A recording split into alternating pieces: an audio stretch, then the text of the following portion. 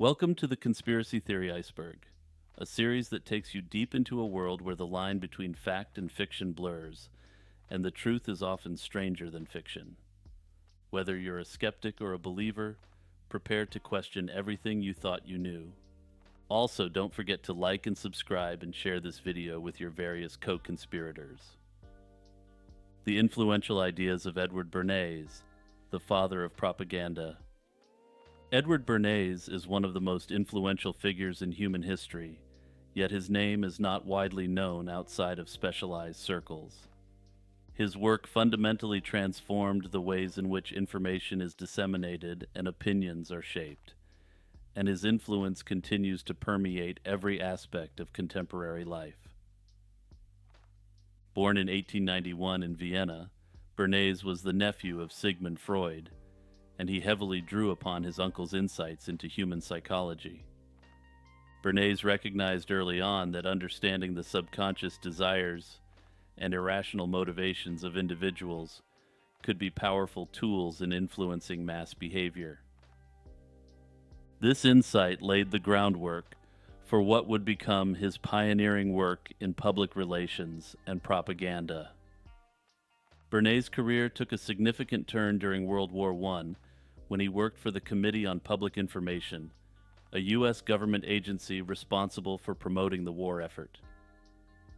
Through his work with the CPI, Bernays realized the potential of propaganda, not just as a wartime tool, but as a mechanism that could be employed in peacetime to mold public opinion. He saw that the techniques used to influence enemy and neutral nations could be repurposed to manipulate the thoughts and behaviors of civilians in everyday life. This realization was the seed that grew into his lifelong advocacy for what he termed the engineering of consent. In 1928, Bernays published his seminal book, which was very literally entitled Propaganda, in which he argued that the manipulation of the habits and opinions of the masses is a critical element in open societies. He believed that those who control this unseen mechanism of society constitute a quote-unquote invisible government that holds the true power in a country. According to Bernays, democracy's survival depended on the ability of this elite to manage the public's perception and maintain social order through carefully orchestrated propaganda campaigns. Bernays didn't shy away from the term propaganda, although the word has since taken on a heavily negative connotation due to its association with totalitarian regimes.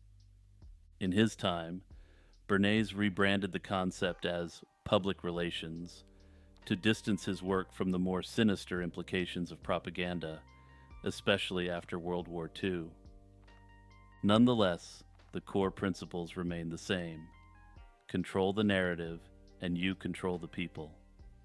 Control the people, and you control the world. Therefore, to control the world, all you need to do is control the narrative. Bernays' methods were based on the belief that people are irrational and need to be guided by those who understand the mechanisms of social control. One of the most famous examples of Bernays' work is the Torches of Freedom campaign, which he orchestrated on behalf of a sinister corporation. In the 1920s, smoking among women was taboo, but the industry saw a lucrative market in changing this perception. Double your customers and double your profit, so the logic went. Bernays ingeniously tied the act to the women's liberation movement, staging a now infamous event where young women, referred to as Freedom Marchers, lit up during the Easter Sunday parade in NYC. This stunt, which framed this as an act of defiance against societal norms, was a resounding success and significantly increased sales amongst women. Bernays' influence extended far beyond commercial advertising. He was involved in campaigns too, most notably helping to shape the public image of Calvin Coolidge. Interestingly, Bernays' ideas were not only influential in the United States, but also attracted attention from some of the darkest figures in history. Joseph Goebbels, the Minister of Propaganda, studied Bernays' work and applied similar techniques to propagate his ideologies and bolster the regime's control over Germany. Edward Bernays rightfully holds the title of the most influential person you've never heard of. Further, his extreme influence shows that power is often exercised in the most covert and subtle ways, over extremely long periods of time. That is to say, the most effective exercises of influence are those influences which are made so subtly and gradually that the individual being influenced doesn't even notice. The law of attraction and the concept of manifestation have garnered significant attention and popularity in recent years. These concepts hinge on the belief that thoughts, whether positive or negative, can influence one's life experiences. The law of attraction suggests that like attracts like, meaning that if you focus on positive thoughts, positive outcomes will manifest in your life, and conversely, negative thoughts will bring about negative experiences. The roots of the law of attraction is thought to be traced back to the early 19th century, with thinkers who emphasized mind over body type philosophies. The term itself was first used by American spiritualist Andrew Jackson Davis in 1855 in the context of spiritual beliefs concerning the human soul and the afterlife. However, it wasn't until the late 19th century that the law of attraction was explicitly articulated as a principle by Prentice Mulford.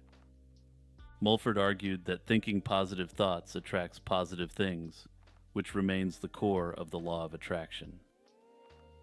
Throughout the 20th century, the law of attraction gained momentum, particularly through influential self-help books, like Napoleon Hill's Think and Grow Rich in 1937. Though this work did not directly cite the law of attraction, it propagated the idea that one's mindset could significantly impact one's material and spiritual success. The law of attraction entered mainstream consciousness in the early 21st century, largely due to the success of the film and book The Secret by Rhonda Byrne.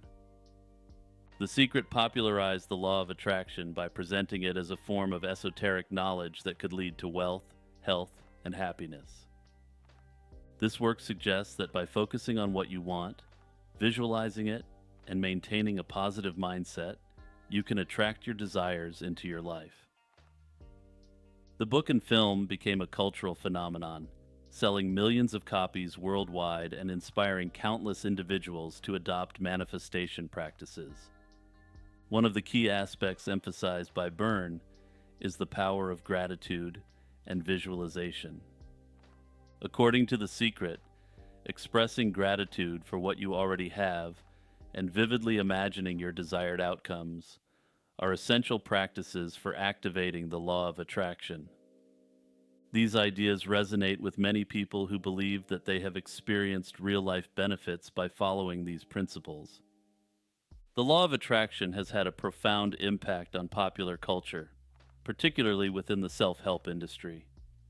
It has inspired a wide range of books, seminars, workshops, and online courses aimed at teaching individuals how to manifest their desires. Proponents of the law of attraction often cite personal anecdotes of success, claiming that by changing their mindset, they have attracted wealth, health, and fulfilling relationships. The conspiracy theory that the law of attraction is being suppressed puts forth that powerful entities or groups intentionally prevent widespread knowledge and acceptance of the idea. The purpose of this is to maintain control over the masses. Proponents of this theory argue that the principles behind the law of attraction empower individuals to break free from societal, financial, and certain governmental constraints. If widely embraced, they believe that this knowledge could lead to a significant shift in power dynamics, enabling individuals to attain wealth, health, and happiness independently of traditional power structures. Supporters of this conspiracy theory often claim that mainstream media, educational institutions, and the scientific community deliberately dismiss or ridicule the theory as pseudoscience to keep the public unaware of its potential.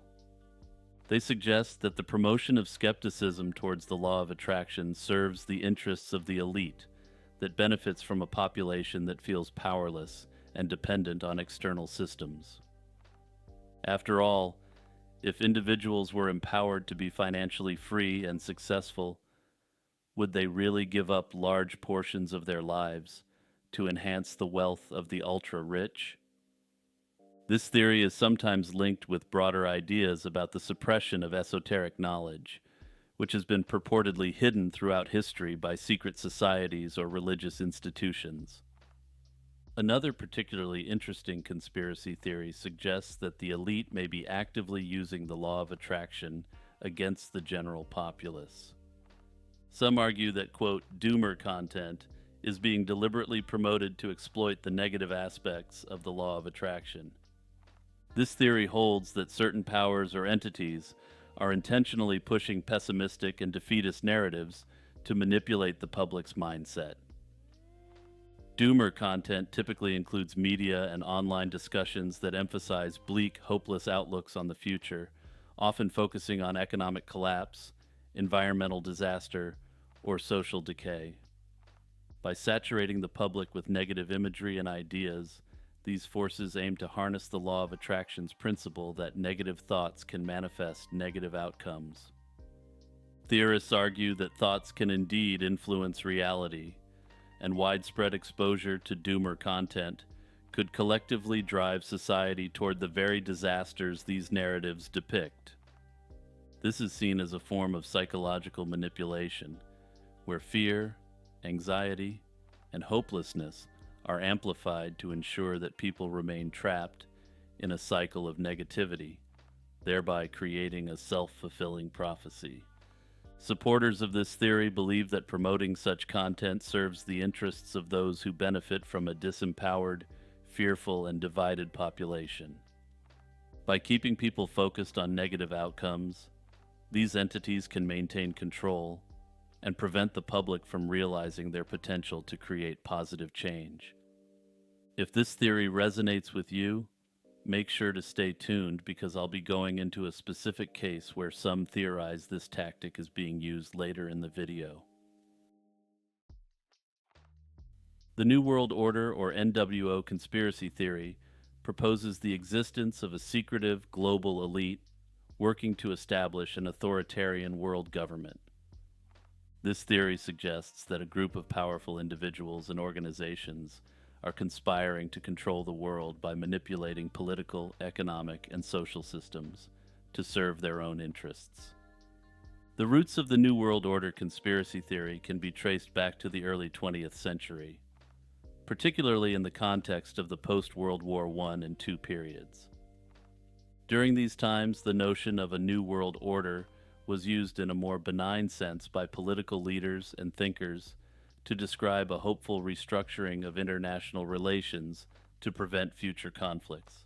However, as global institutions like the United Nations were established, some groups, particularly in the United States, began to view these developments with suspicion. They feared that such organizations were a cover for a globalist agenda aimed at eroding national sovereignty and establishing a centralized world government. The conspiracy theory gained significant traction during the Cold War era. During this time, fears of communism and concerns about international cooperation fueled the belief that a secretive cabal was working behind the scenes to establish a collectivist, atheistic world government. At the heart of the New World Order conspiracy theory is the belief that a global elite, often referred to as globalists, are working to undermine national governments and establish a totalitarian world state. This elite is typically described as consisting of powerful individuals from various sectors, including international banking, politics, media, and business. The theory often identifies specific organizations, such as the World Economic Forum, Council on Foreign Relations, and the Trilateral Commission, amongst others, as key players in this global conspiracy. One of the central tenets of the theory is the idea that these elites use crises, whether economic, political, or social, to advance their agenda. This concept, known as problem-reaction-solution, suggests that the global elite deliberately create or exacerbate crises to manipulate public opinion and justify the implementation of their policies. Another recurring theme in NWO conspiracy theories is the role of secret societies. The Freemasons and the Illuminati are frequently mentioned as being part of the global elite's network. These societies are often accused of practicing occult rituals and harboring hidden agendas that align with the goals of the New World Order. This aspect of the theory has deep historical roots, with anti-Masonic and anti-Illuminati sentiments dating back to the 18th and 19th centuries. In the post-Cold War era, the focus of the New World Order conspiracy theory shifted from fears of communism to concerns about globalization and the perceived erosion of national sovereignty. The theory gained new life in the 1990s and 2000s as economic globalization accelerated and international institutions like the World Trade Organization and the International Monetary Fund became more prominent. For many proponents of the NWO theory, these organizations are seen as tools of the global elite, designed to impose a new form of economic and political control over nations. In recent years, the theory has further evolved to incorporate elements of contemporary political and social issues.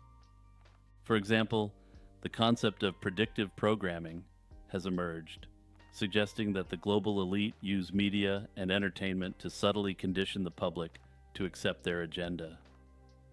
Similarly, the rise of social media has allowed the theory to spread more widely and rapidly. The attempts on Fidel Castro by the United States are among the most infamous covert operations in modern history, reflecting the deep animosity between the two nations during the Cold War. The sheer number of attempts on Castro's life, reportedly totaling over 600 according to Cuban intelligence, allegedly showcases the relentless pursuit by the CIA and other U.S. entities to end him. These efforts included a wide array of schemes, from the conventional to the utterly bizarre, and spanned multiple U.S. administrations. One of the earliest and most notorious operations against Castro was the Bay of Pigs invasion in 1961.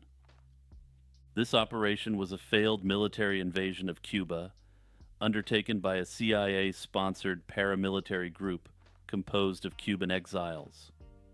Although not directly an attempt on Castro's life, it was part of a broader strategy to overthrow Castro's government, which, if successful, would likely have led to his capture and elimination. The failure of this invasion marked a significant escalation in U.S. efforts to eliminate Castro, leading to more covert and direct attempts on his life. Following the Bay of Pigs, the CIA intensified its efforts under the guise of Operation Mongoose, a covert program authorized by President John F. Kennedy. Operation Mongoose included numerous plots to assassinate Castro, ranging from poison-laced cigars and explosive seashells to more direct approaches like hiring mafia professionals. The use of the mafia in these plots highlighted the extent to which the U.S. government was willing to collaborate with criminal organizations and is a conspiracy in and of itself. However, not all these plots against Castro were as deadly as one might expect. One of the more peculiar plots involved an attempt to discredit Castro by using chemicals to make his iconic beard fall out. This plan was part of a broader psychological warfare strategy that aimed not only to kill Castro, but to undermine his public image. The CIA believed that causing Castro to lose his beard would diminish his charisma and leadership stature among the Cuban people. This plan, like many others, was never actually executed, but had gotten fairly far into the planning stages. The attempts on Castro's life continued into the 1970s and beyond, with each administration from Eisenhower to Clinton allegedly endorsing various schemes to eliminate him. Despite these relentless efforts, Castro survived each attempt, often publicly mocking the U.S. government's failures. His survival became a symbol of his resilience and a propaganda victory for his regime. In the later years, the nature of these attempts evolved, becoming more elaborate and involving a wider array of participants, including Cuban exiles and foreign mercenaries. For instance, in 2000, a plot was uncovered in Panama where over 200 pounds of explosives were placed under a podium where Castro was scheduled to speak. This plot, too, was foiled by Castro's security team, further adding to his near-mythical ability to evade death. The sheer volume of these assassination attempts has been a source of fascination and controversy. The Church Committee in the 1970s, which investigated U.S. intelligence activities, confirmed at least 8 serious CIA attempts on Castro's life during the 1960s. The conspiracy theory that the CIA might not have wanted Fidel Castro dead but instead kept him alive to justify a larger budget has circulated among some skeptics of U.S. intelligence operations. This theory suggests that Castro's continued existence provided the CIA with a convenient enemy, which in turn justified ongoing funding, resources, and expanded powers for the agency. The basis of this theory lies in the numerous failed assassination attempts against Castro, despite the vast resources and advanced techniques at the CIA's disposal. Critics argue that the sheer incompetence displayed in these attempts could point to a deliberate effort to maintain Castro as a perpetual threat. By keeping him alive, the CIA could argue that more funds were needed to counter the communist threat in the Western Hemisphere. Notably, the agency's budget, influence, and overall power grew significantly during the 1960s, a period marked by high-profile failures like the Bay of Pigs invasion and the numerous botched attempts. But in the immortal words of a certain television pitchman, "But wait, there's more." Some have speculated that the CIA and the Castro regime were, in essence, in cahoots with regards to these so-called attempts on Castro's life. The theory that Fidel Castro's regime may have exaggerated or even fabricated assassination attempts as part of a myth-making process is an intriguing one. This perspective claims that Castro and his government used the narrative of surviving countless assassination attempts to enhance his image as an indomitable leader among the Cuban population. According to this theory, the stories of numerous failed CIA plots, from poisoned cigars to exploding seashells, serve to portray Castro as a David against the American Goliath.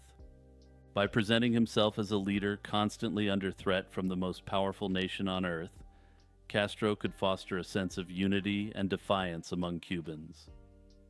This thus bolstered his legitimacy and reinforced the revolutionary spirit that was central to his regime's identity. Additionally, the image of Castro as a survivor of numerous assassination attempts also played well on the global stage, allowing him to position himself as a symbol of resistance against imperialism. This narrative was especially powerful in the context of the Cold War, where Castro's survival became a metaphor for the resilience of socialist and anti-colonial movements worldwide. While there is no conclusive evidence that all the assassination attempts were fabricated, some historians and analysts suggest that the Cuban government may have at least embellished certain aspects. The sheer number of alleged plots, over 600 according to Cuban intelligence, raises questions about the feasibility of such a large-scale effort and whether some of these claims were exaggerated. Jimmy here, taking a quick moment to promote my channel. Remember to like and subscribe, and also share this video with any of your friends who may have an interest in conspiracy theories or questions about the nature of the world around us. If you want to take your support to the next level, consider signing up for a YouTube membership or for the Patreon. Once I get a few more active patrons that are interested in conspiracy theory content, I'll start posting some exclusive content on Patreon that, to put it mildly, is not viable on this platform. Tarot cards originated in the mid-15th century as playing cards in Europe. They evolved over time into a tool for spiritual guidance and fortune-telling, particularly from the late 18th century onwards. Today, they are widely associated with mystical and occult practices, serving as a bridge between the material and spiritual worlds. A typical tarot deck consists of 78 cards, which are divided into two main groups, the major arcana and the minor arcana. The major arcana consists of 22 cards, each depicting significant life events, spiritual lessons, and archetypal energies. These cards are believed to hold the most profound and influential messages in a reading, often symbolizing major life transitions or spiritual insights. Some of the most well-known cards in this group include the Fool, the Magician, and the World, each carrying unique symbolism and meaning. The minor arcana, on the other hand, comprises 56 cards that are divided into four suits: wands, cups, swords, and pentacles. Each suit is associated with a different element and represents various aspects of daily life. The minor arcana cards are often seen as reflecting more mundane, yet still significant matters, such as relationships, finances, and personal challenges. The belief in the powers of tarot cards is deeply rooted in their use for divination. Practitioners of tarot, known as tarot readers, use the cards to gain insight into the past, present, and potential future of an individual. The cards are shuffled and drawn in a specific spread, with each position in the spread representing different aspects of the individual's life. The reader then interprets the cards based on their positions, the images depicted, and the traditional meanings associated with each card. One of the most critical aspects of tarot reading is the role of intuition. While the cards have traditional meanings, the interpretation is highly subjective and relies heavily on the reader's intuitive abilities. A skilled tarot reader combines their understanding of the card's symbolism with their intuitive insights to provide guidance that is tailored to the individual's unique situation. The power of tarot cards, therefore, lies not just in the cards themselves, but in the connection between the reader and the person receiving the reading. The act of shuffling the deck and drawing the cards is seen as a way of aligning with the energies of the universe, allowing the reader to tap into a deeper level of consciousness. This process is believed to reveal truths that might not be apparent through ordinary means of understanding. Evidence for this includes the fact that statistically, no one will ever see the same tarot drawing twice, and thus every reading is entirely unique. Tarot cards are often viewed as tools for tapping into the subconscious mind and the collective unconscious, a concept popularized by Carl Jung. Jungian psychology suggests that the symbols and archetypes found in the tarot resonate with the universal human experience, making them powerful tools for self-reflection and personal growth. For example, the Fool card, which represents new beginnings and potential, can be interpreted as an encouragement to embrace new opportunities without fear. Further, this card is generally regarded as a card of infinite potential. In addition to their psychological significance, tarot cards are also associated with esoteric traditions and occult practices. Some believe that the cards are connected to ancient wisdom from civilizations such as Egypt, or with Christian or Kabbalistic mystical traditions. Tarot cards are also used in rituals and magical practices, where they are believed to enhance the practitioner's connection to the spiritual realm. The symbolism within the cards is thought to carry specific energies that can be harnessed for various purposes, such as manifesting desires or protecting against negative influences. David Icke is one of the most prominent figures in the realm of conspiracy theories, gaining worldwide attention for his controversial claims. His theories span a wide range of topics, from reptilian overlords controlling the world to the New World Order and beyond. David Icke began his public career as a professional footballer and later transitioned into sports broadcasting. However, in 1990, he had a profound spiritual experience that led him to believe he was on a mission to save the world. This revelation marked the beginning of his journey into the world of conspiracy theories.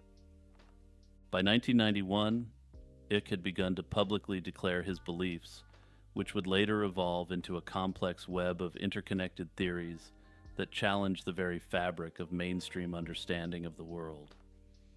Icke's major contribution to conspiracy theories is the belief that the world is controlled by a race of shape-shifting reptilian humanoids. According to Icke, these reptilians originate from the Alpha Draconis star system and have been manipulating human history for millennia. Icke argues that these reptilians are responsible for a global conspiracy to enslave humanity through various means, including control of the media, financial institutions, and governments. Icke's theories are not limited to the idea that reptilian overlords and their consequences have been a disaster for the human race. He is also a major proponent of the New World Order conspiracy theory. As discussed earlier in this video, this theory posits that a secretive global elite is working to establish a one-world government that would erode national sovereignty and individual autonomy. Icke believes that this agenda is being pursued through various means, including orchestrated economic collapses, engineered conflicts, and the spread of fear through crisis events. Icke's version of the New World Order theory draws on elements from older conspiracy theories, such as those involving the Illuminati and the Freemasons. He argues that these groups are merely tools of the reptilian overlords, who use them to achieve their ends. Despite, or perhaps because of, the controversy surrounding his theories, David Icke has managed to build a substantial following. His books, lectures, and videos have reached millions of people worldwide. Some conspiracy theorists posit that David Icke himself might be a disinformation agent. This theory suggests that Icke, using his prominent position as a critic of global elites, could be intentionally spreading false information to discredit legitimate truth seekers. Proponents of this theory argue that the extreme nature of Icke's claims, such as the existence of reptilian overlords, serves to discredit more plausible conspiracies by association. According to this line of thinking, by linking outlandish ideas with other conspiracy theories, Icke effectively makes it easier for mainstream society and media to dismiss all conspiracy theories as baseless or absurd. This theory reflects the deep mistrust that many people have towards figures who achieve significant influence. Ancient astronaut theory is a controversial hypothesis that proposes the idea that extraterrestrial beings visited Earth in antiquity and made significant contributions to human civilizations. This theory has intrigued many and has inspired countless books, documentaries, and perhaps most notably, the television series Ancient Aliens. The origins of this theory can be traced back to early science fiction, but it gained widespread attention in the 20th century through the works of key figures such as Erich von Däniken and Zecharia Sitchin. The concept of ancient astronauts is rooted in the idea of paleocontact, the supposed prehistoric interactions between humans and extraterrestrial beings. Early references to such ideas appeared in the late 19th and early 20th centuries, particularly in the realm of science fiction, with H.G. Wells being particularly famous for this. Early fictional accounts laid the groundwork for more serious interpretations of ancient astronaut theories in the decades that followed. The theory gained significant traction in the 1960s, largely due to the publication of Erich von Däniken's book, Chariots of the Gods, in 1968. Von Däniken argued that many ancient structures, such as the Egyptian pyramids, Stonehenge, and the Moai statues of Easter Island, were far too advanced to have been constructed by the societies that built them. Instead, he suggested that these were the works of extraterrestrial visitors, or that these civilizations had received advanced knowledge from these beings. Von Däniken also interpreted ancient artwork and religious texts as depictions of astronauts, spacecraft, and other advanced technology that could not have been understood by people of that era. Another significant proponent of the ancient astronaut theory is Zecharia Sitchin, whose work focused on the Sumerian civilization. In his 1976 book, The 12th Planet, Sitchin proposed that the Anunnaki, a group of deities in Sumerian mythology, were actually extraterrestrial beings from a planet called Nibiru. According to Sitchin, these beings created humans through genetic engineering to mine the planet of resources for them, to sustain their interstellar empire. He argued that many ancient texts, including the Bible, were misinterpreted accounts of real events involving these extraterrestrial visitors. Sitchin's interpretations of ancient texts were controversial, and his work has been criticized by scholars for inaccuracies in translation and interpretation. Nevertheless, his ideas have had a lasting impact on the development of the ancient astronaut theory. The ancient astronaut theory has had a profound influence on popular culture.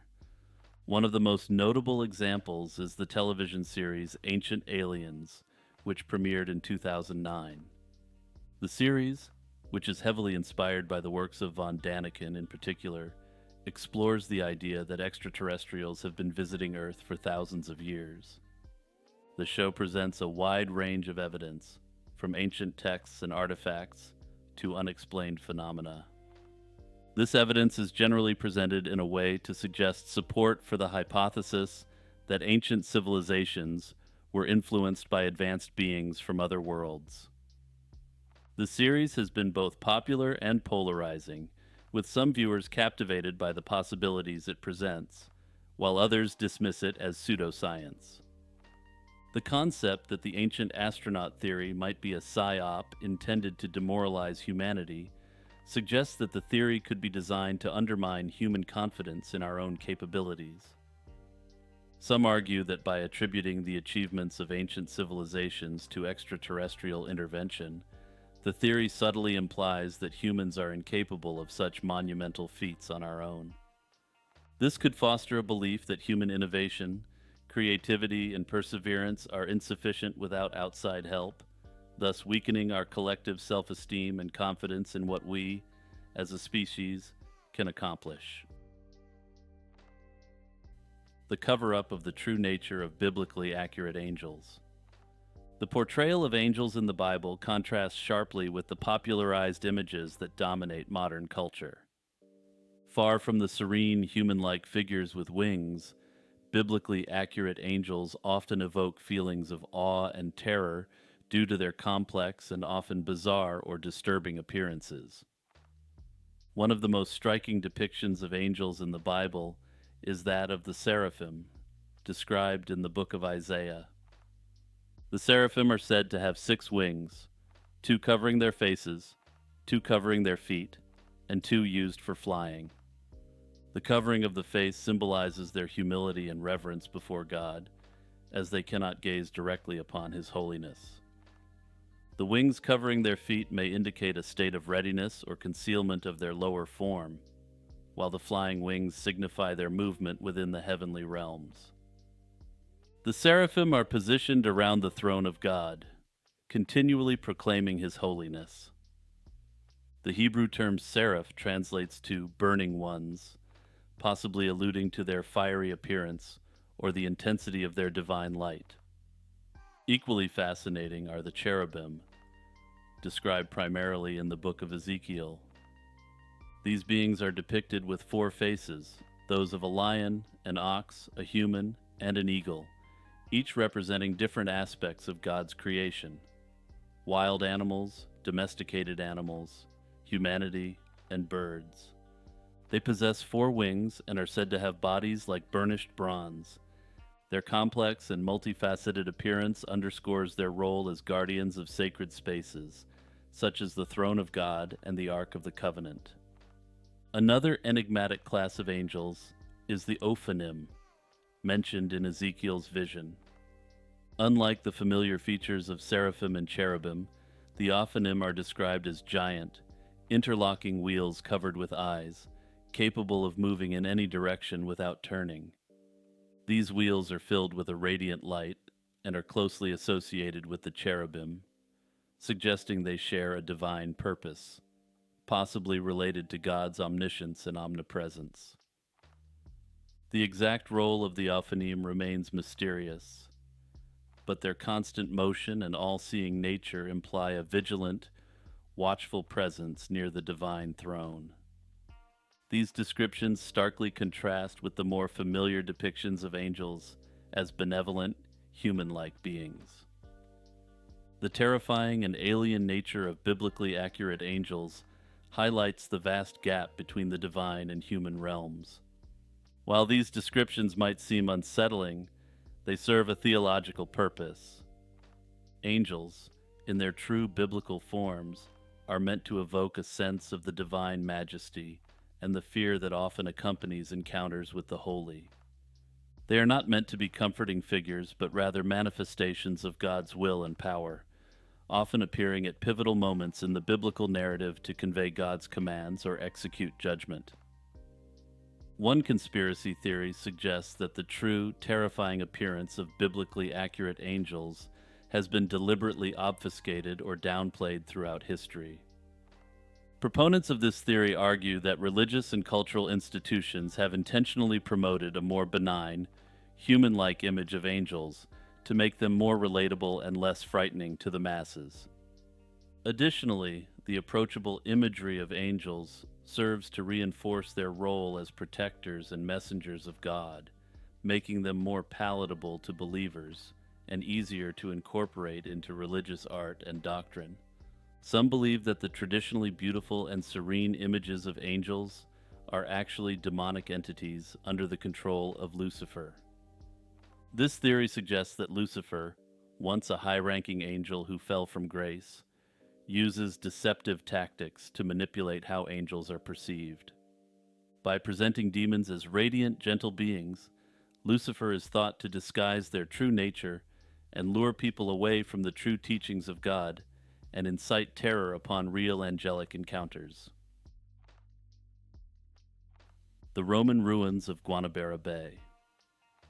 In the 1980s, marine archaeologist Robert Marks made a startling discovery in Guanabara Bay, Rio de Janeiro.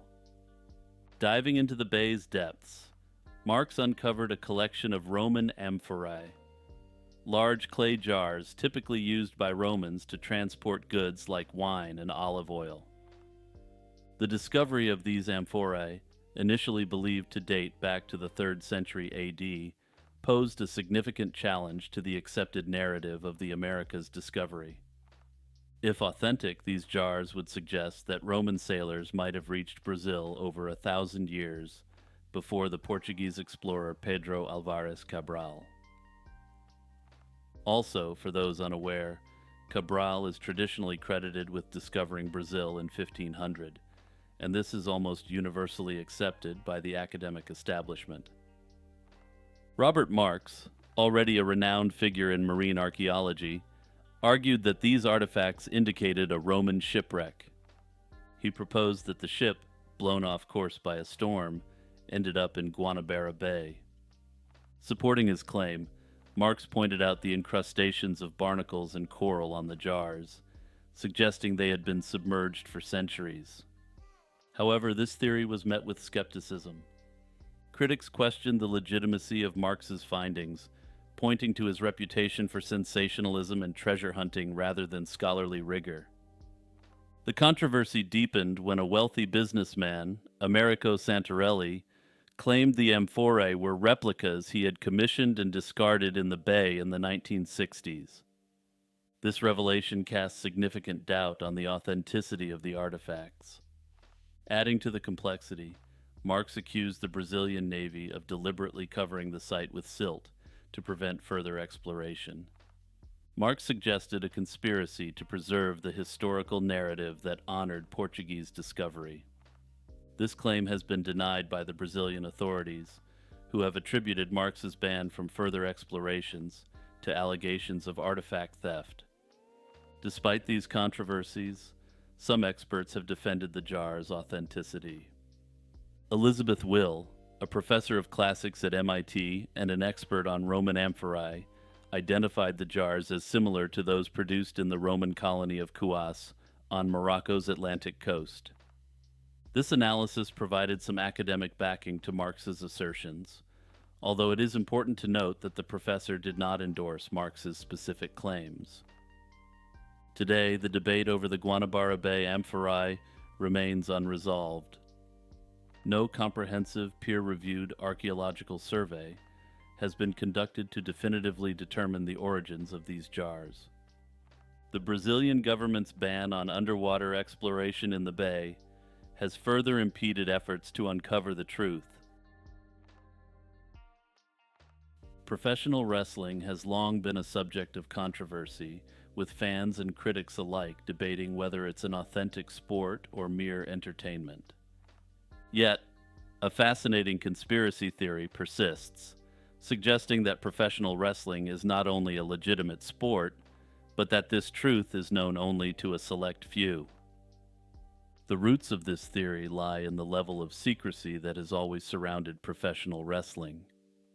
The sport's origins date back to the carnival days, where matches were predetermined to ensure audience satisfaction and revenue, while limiting risk to the performers.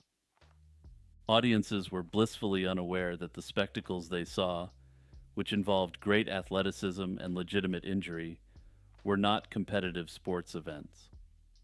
As wrestling evolved into the spectacle it is today, the concept of kayfabe emerged, a term used to describe the portrayal of events within wrestling as real, despite their scripted nature. This concept has led to the widespread acceptance that wrestling is purely staged entertainment. At its most basic, proponents of this conspiracy theory argue that the intense physicality, the real injuries, and the grueling schedules of professional wrestlers are evidence of the sport's authenticity. They claim that while storylines and outcomes may be scripted, the athleticism and competition are very real. However, they go one step further, suggesting that by openly acknowledging that wrestling is sports entertainment, the elites are actually signaling the opposite.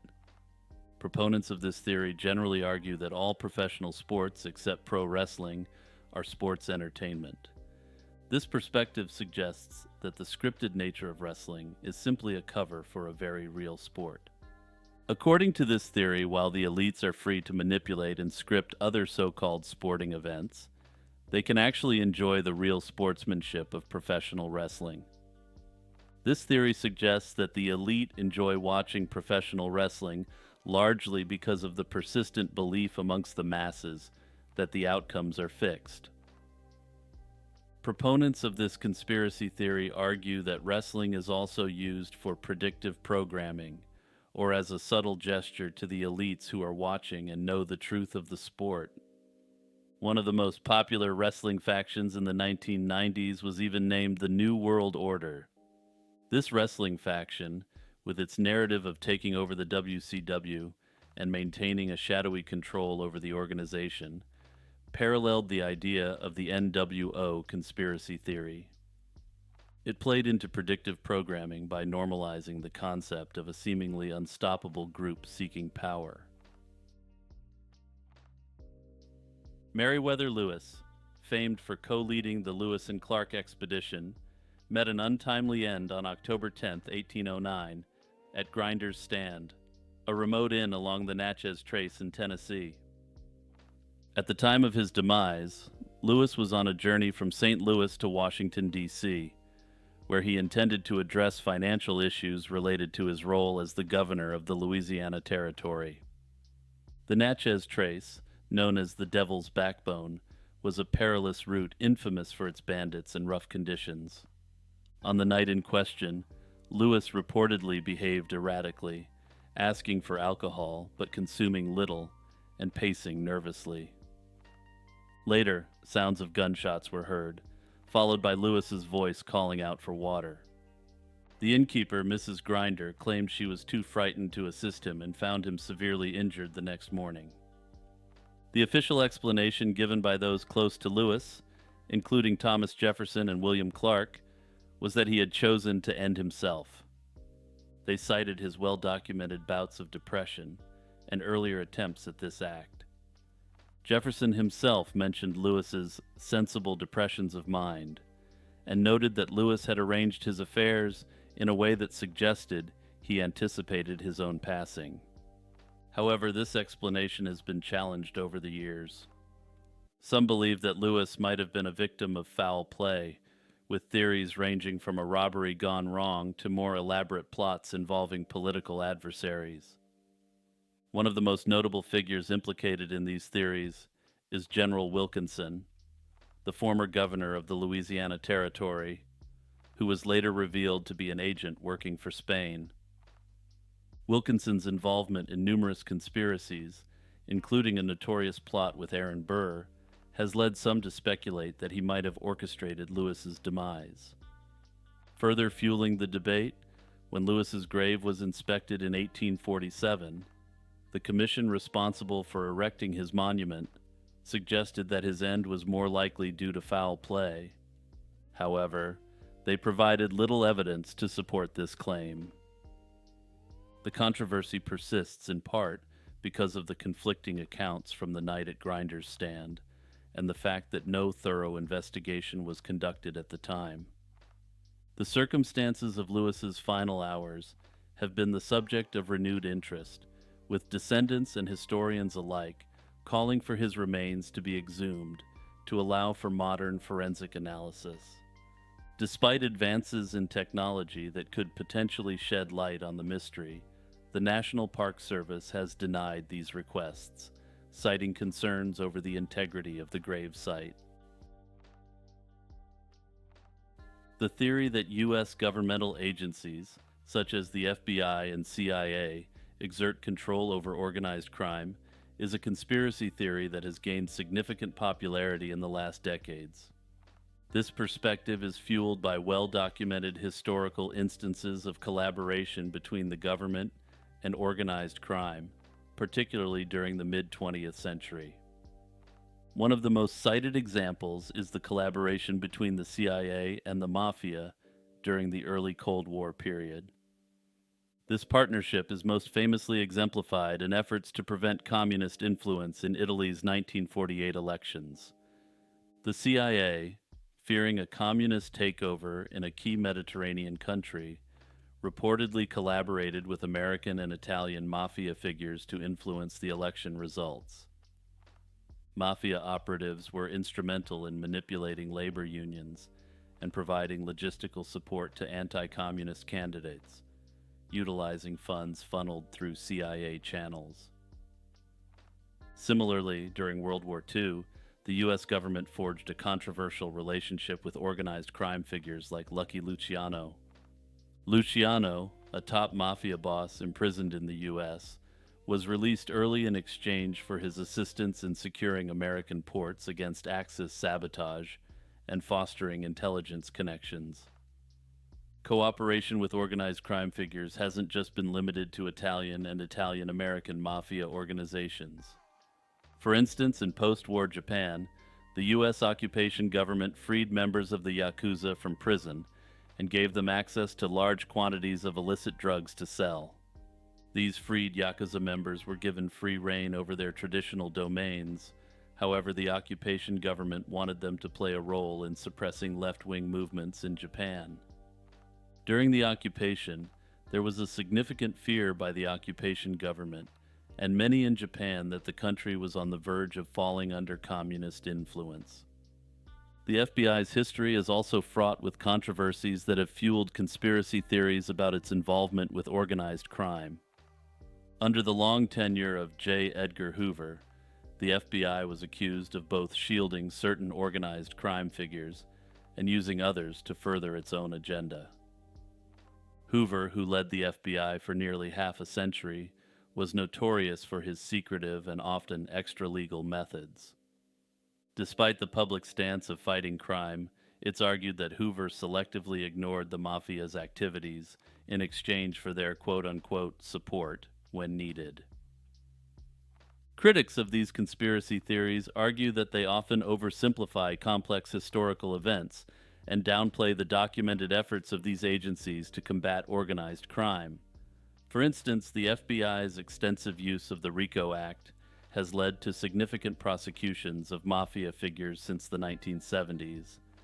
This legal tool has been instrumental in dismantling organized crime networks, raising questions about why a government agency would cripple entities it supposedly controls.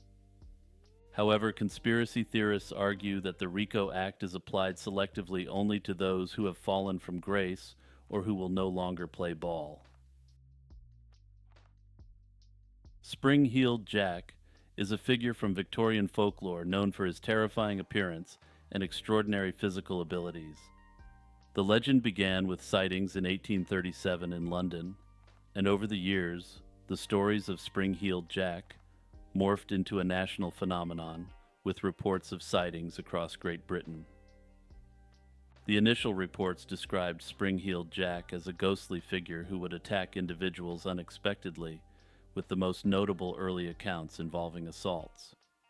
In October 1837, Spring-heeled Jack made his first reported attack on Mary Stevens, a servant in London. While walking to Lavender Hill where she worked, Jack leaped at her, kissed her, and began tearing at her clothes while clawing her body. Mary's screams alarmed Jack, causing him to flee. Notably, this case, unlike the subsequent incidents, was not widely reported at the time. In one famous incident, a young woman named Jane Alsop reported that a cloaked figure rang her bell late at night, claiming to be a police officer or government official. The figure mentioned that Spring-heeled Jack was in the area, only to remove his cloak and breathe blue and white flames in her face and tear at her clothes with his claws. This creature then quickly jumped away before anyone could come to Jane's assistance. On February 28, 1838, shortly after the Alsop incident, 18-year-old Lucy Scales and her sister were on their way home from visiting their brother. During her police interview, Lucy Scales recounted that while passing through Green Dragon Alley, they encountered a cloaked figure lurking in a corner. As Lucy approached, the figure expelled blue flame towards her face, blinding and terrifying her to the extent that she collapsed, suffering from violent fits for hours. Her brother, upon hearing screams, rushed to the alley and found Lucy on the ground, with her sister trying to assist her. They described the assailant as a tall, slender man, draped in a large cloak, holding a lantern. The attacker fled without further interaction. Despite thorough investigations and numerous interrogations, the police failed to identify or apprehend the culprit. Similar attacks, characterized by a figure who could emit flames and possessed metallic claws, continued to be reported throughout the 19th century. However, reports died down substantially. The last recorded Spring-heeled Jack incident is thought to have occurred in Liverpool in 1904. Theories about the true nature of Spring-heeled Jack varied widely. Some believed he was a man or a group of men using the guise to terrify others, possibly as a form of social rebellion, or simply a macabre prank. This was supported by the suggestion that the Marquis of Waterford, known for his wild antics, might have been one of the people behind the early appearances. However, other explanations leaned towards the supernatural, with suggestions that he could be a malevolent spirit or minion of the devil. Modern theories propose that he could be an extraterrestrial being due to his unnatural abilities and characteristics, though this theory was completely unknown contemporaneously. Another modern science-based theory is that Spring-heeled Jack was a form of mass hysteria. This occurred during a period marked by profound social change, including mass urbanization and industrialization, and individuals were on edge. Many people had left behind the comfort of rural life, where individuals had dwelled together with the same families for centuries.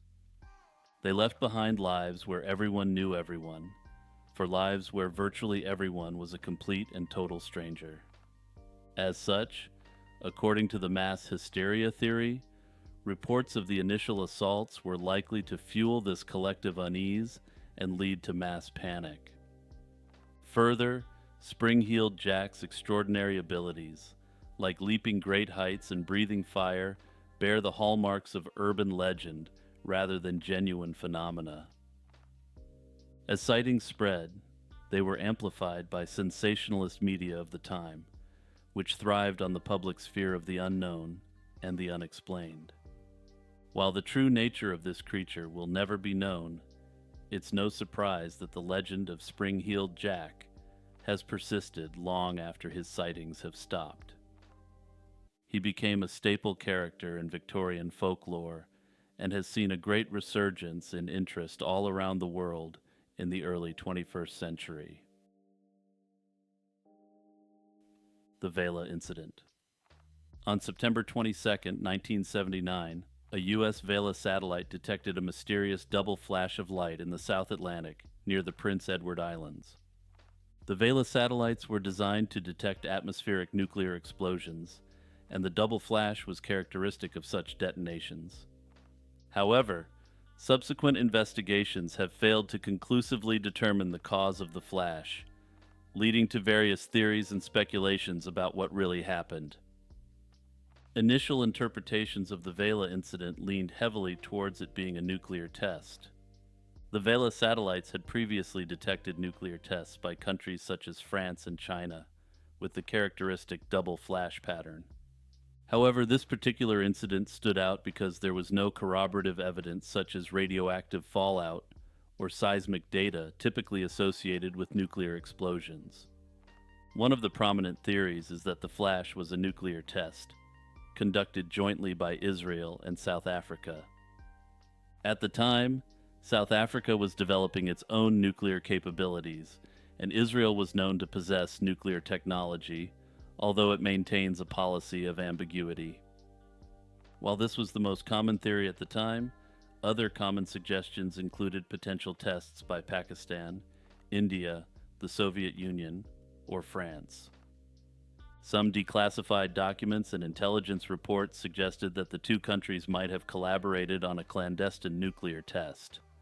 Despite these suspicions, the U.S. government was reluctant to officially confirm the nuclear test hypothesis. A panel of scientists, known as the Runa Panel, was convened to examine the data. They concluded that the flash was unlikely to be a nuclear explosion. They suggested instead that it could have been a signal caused by a micrometeoroid hitting the satellite itself or some other non-nuclear phenomenon. This conclusion, however, has been met with skepticism by some experts who believe the panel's findings were influenced by outside considerations. Adding to the mystery, there were several pieces of evidence that hinted at a nuclear origin. For example, the Arecibo Observatory in Puerto Rico detected a peculiar ionospheric disturbance at the same time as the Vela flash. Additionally, some reports indicated that sheep in southeastern Australia showed traces of iodine-131, a product of nuclear fission, shortly after the incident. The Babushka Lady is one of the most mysterious figures associated with the assassination of President John F. Kennedy on November 22, 1963. This woman, whose true identity remains unknown, earned her nickname because of the scarf she wore, tied in the manner often associated with Russian grandmas, or babushkas. Her presence at Dealey Plaza and her apparent filming of the motorcade during the assassination has made her a central figure in the many conspiracy theories that surround the event. Photographic and video evidence show the Babushka Lady standing near Elm Street, where the president was struck down. Unlike others in the vicinity, who reacted with shock and fear, the Babushka Lady remained calm and continued filming the scene even as chaos unfolded around her. This unusual behavior, combined with her prime location, sparked considerable interest from investigators and the public alike. The FBI, in its extensive post-assassination investigations, was particularly keen to locate and interview her. but despite their efforts, she never came forward. Further, her footage, which could potentially offer critical insights, has never been found. The mystery deepened when, in 1970, Beverly Oliver, a singer and dancer, came forward, claiming to be the Babushka Lady. According to Oliver, she had been filming the motorcade with a Yashica Super 8 camera, and after the assassination, she handed the undeveloped film to two men who identified themselves as FBI agents. They promised to return it, but never did. Oliver's story, however, has been met with widespread skepticism. For one, the camera she claimed to have used was not available until years after the assassination. Further, Oliver, who was 17 at the time, did not match the physical description of the Babushka Lady, who appeared older and more substantial in the images. Despite these inconsistencies, Oliver's claim has persisted in public discourse, partly because no other credible individual has come forward to claim the identity of the Babushka Lady. The idea that this woman could hold a piece of undiscovered evidence has kept the speculation alive, and her story has been a staple in the various conspiracy theories surrounding JFK. Some theories even suggest that the Babushka Lady's camera might have been something more sinister, like a weapon disguised as a camera. One theory that has gained traction in certain circles is the idea that the Babushka Lady was a Russian agent, and potentially the handler of Lee Harvey Oswald after his return to the United States. This theory posits that her presence at Dealey Plaza was no coincidence, but rather part of a larger intelligence operation. Oswald, who had spent time in the Soviet Union and married a Russian woman, was known to have significant Soviet connections. The suggestion here is that the Babushka Lady was sent by Soviet intelligence to oversee the final stages of an operation to eliminate President John F. Kennedy. Supporters of this theory often point to her calm demeanor and continued filming during the chaotic moments, which suggests she knew in advance what would happen. Her attire, particularly the babushka headscarf, is also seen as a potential nod to her Soviet affiliation, though this could be coincidental. One of the more fantastical theories about her claims that she was a time traveler who had come to observe the event. Proponents of this idea argue that her calm demeanor during the shooting suggests that she was not surprised by the events, because she already knew what would happen. This could explain why she continued filming while others fled or ducked for cover. As a time traveler, her mission might have been to document this pivotal moment in history without interfering, adhering to the commonly held belief in time travel lore that one must not alter the past. The idea also ties into the mystery surrounding her identity and the disappearance of the footage she supposedly captured. Additionally, her ability to leave the scene unnoticed and remain unidentified aligns with the notion of a time traveler who could blend in and escape without a trace. While this theory is highly speculative compared to other theories, it remains thought-provoking. Hey, it's your boy Jimmy here, taking another second to promote my channel. Remember to like and subscribe, and also share this video with any of your friends. Also remember to hit the notification bell since I'm constantly producing new content. Also, just a heads up, I have a very active Discord community with almost 150 members at this point, so come join and chill out with us. The link to the Discord community is in the description. Kurt Cobain, the iconic frontman of Nirvana, passed away in early April 1994. His early departure left an indelible mark on the music industry and sparked numerous theories and speculations about the circumstances surrounding it. Cobain, born in 1967 in Aberdeen, Washington, rose to fame with Nirvana's groundbreaking album Nevermind, which included hits like Smells Like Teen Spirit. He was known for his erratic behavior and frequent substance use, which compounded his health problems and personal struggles. In March 1994, Cobain's behavior became increasingly alarming. He was found unresponsive in Rome after an overdose, which some claim was an attempt, though others dispute this, suggesting it was an accidental overdose.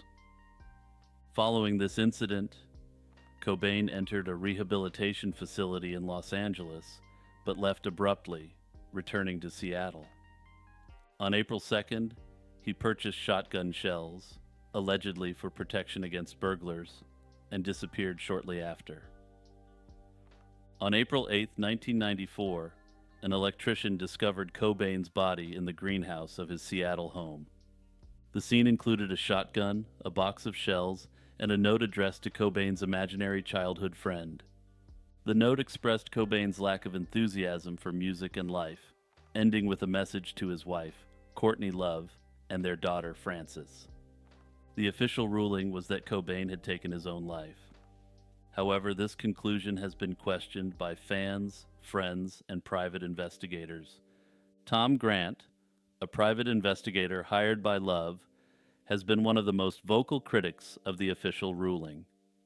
Grant argues that Cobain could not have pulled the trigger, given the substances found in his system on the toxicology report.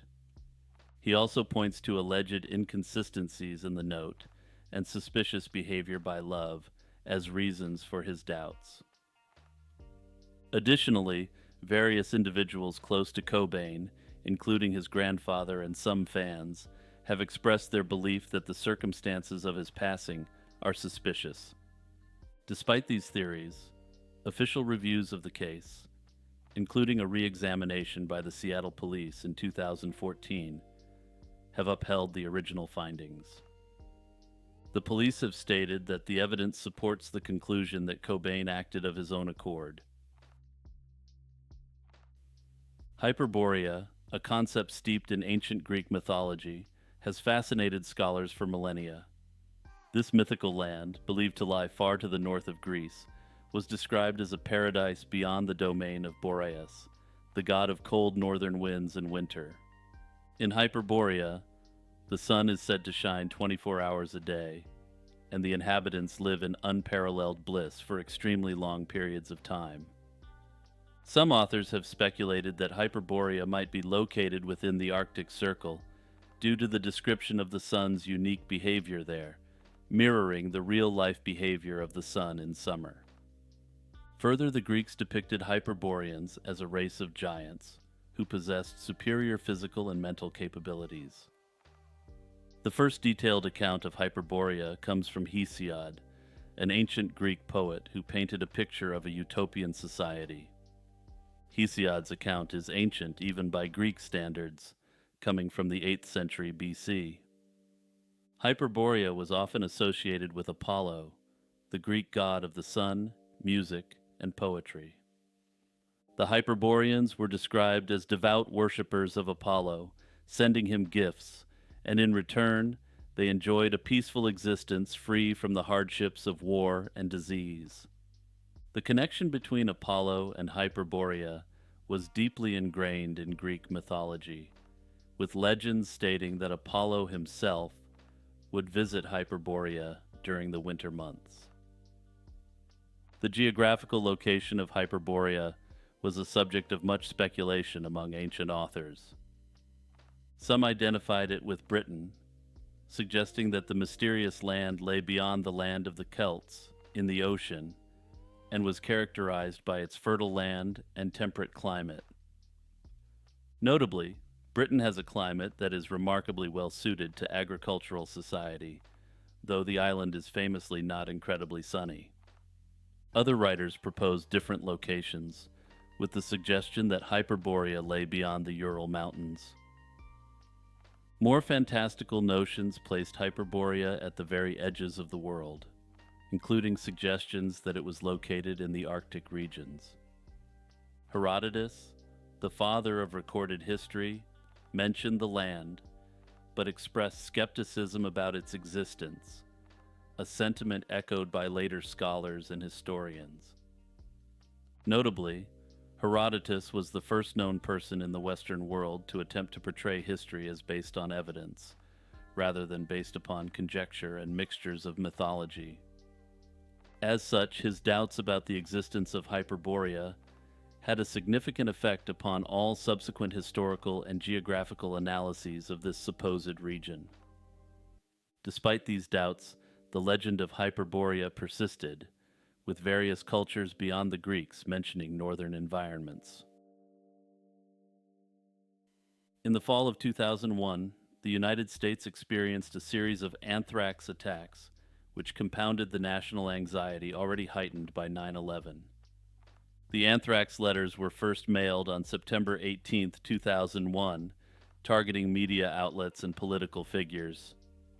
These attacks resulted in 22 anthrax infections, with 11 of those being the more severe inhalational variety, leading to the demise of 5 individuals. The letters containing anthrax spores were sent to several locations, including NBC News, the New York Post, and the offices of Senators Tom Daschle and Patrick Leahy.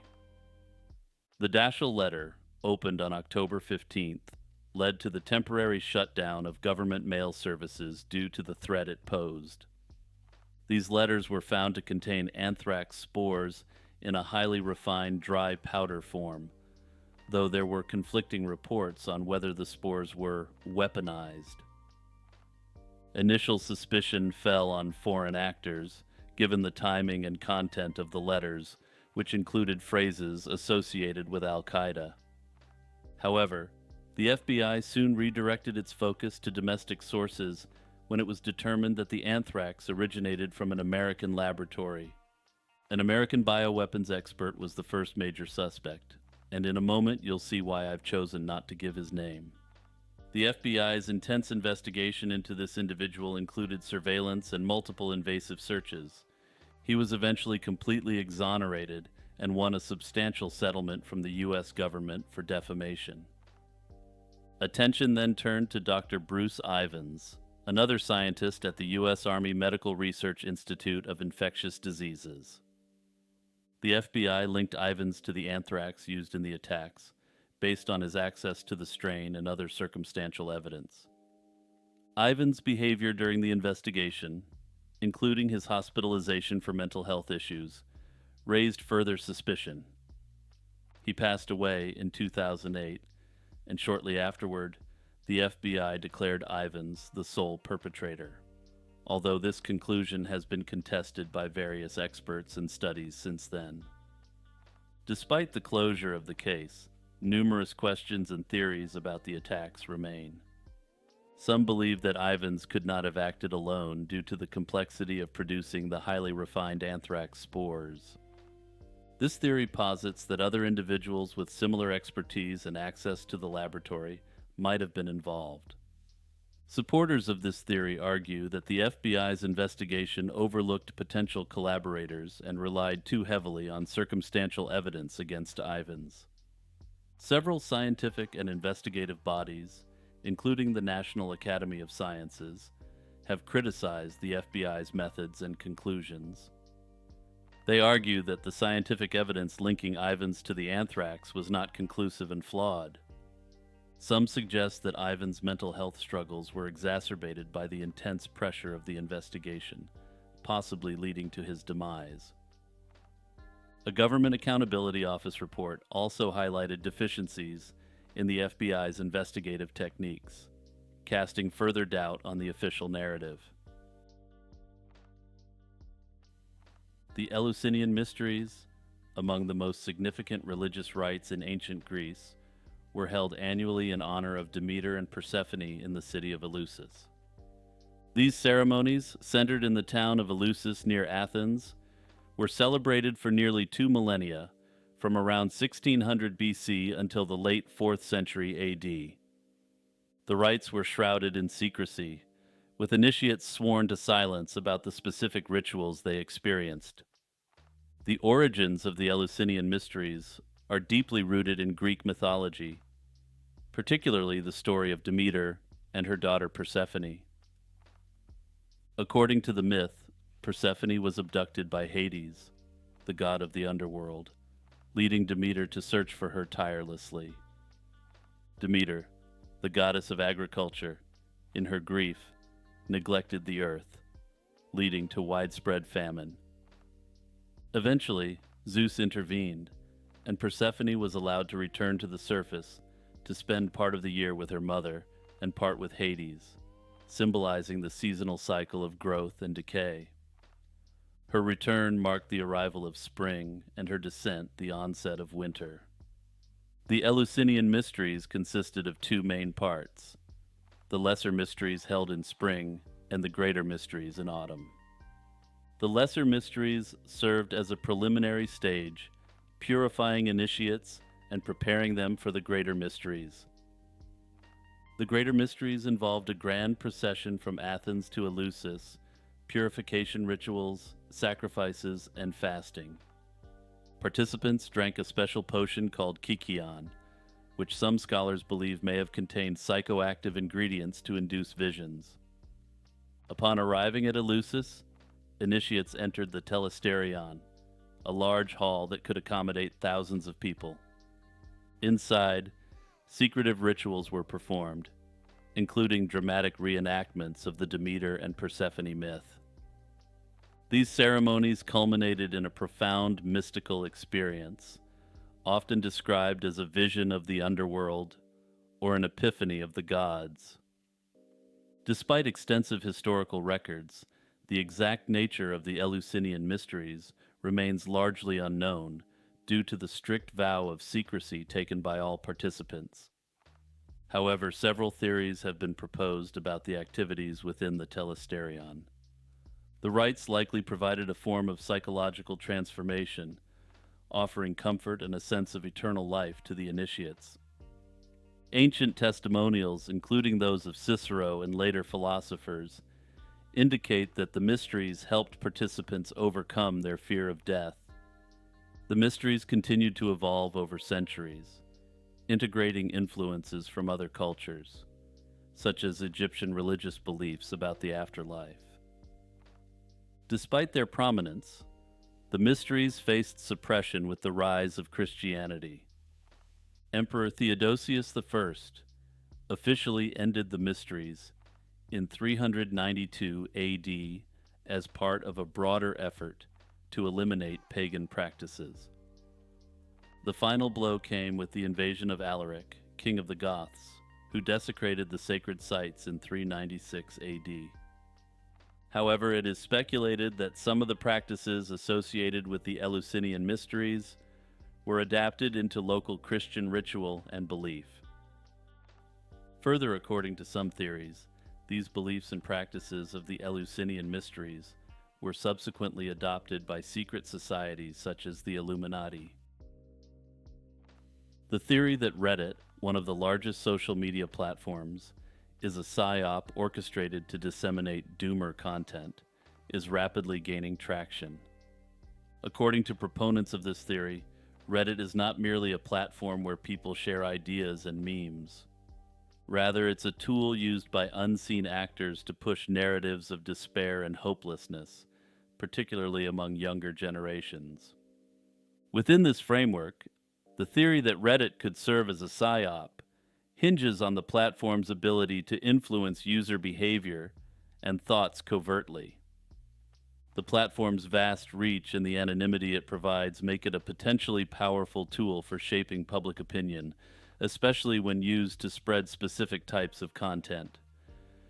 Doomer culture, characterized by its nihilistic and pessimistic worldview, has found a significant audience on Reddit.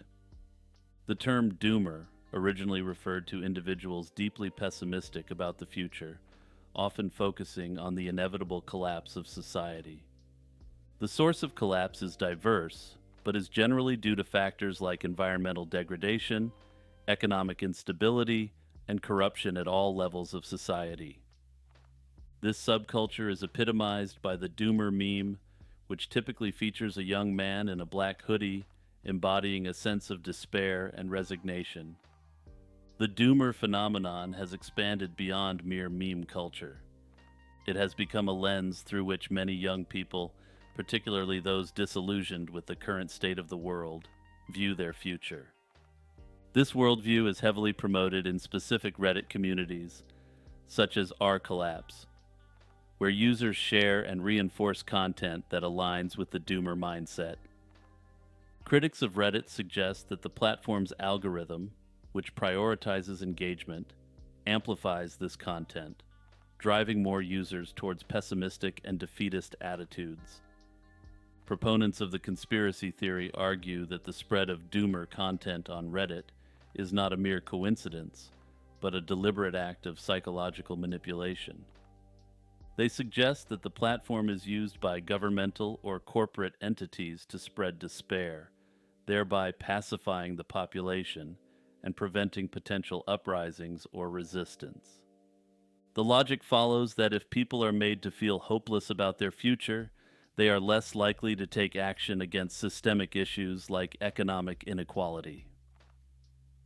Further conspiracy theorists argue that posting and engaging on doomer subreddits gives the sense of actually accomplishing something when nothing is being done. This theory ties into broader discussions about the role of psychological operations in the online space. With the rise of social media, psyops have, conspiracy theorists argue, evolved from traditional propaganda to more sophisticated forms of subtle influence. The anonymous and viral nature of Reddit content makes it difficult to trace the origins of specific narratives, allowing for the seamless integration of psyop tactics throughout the site.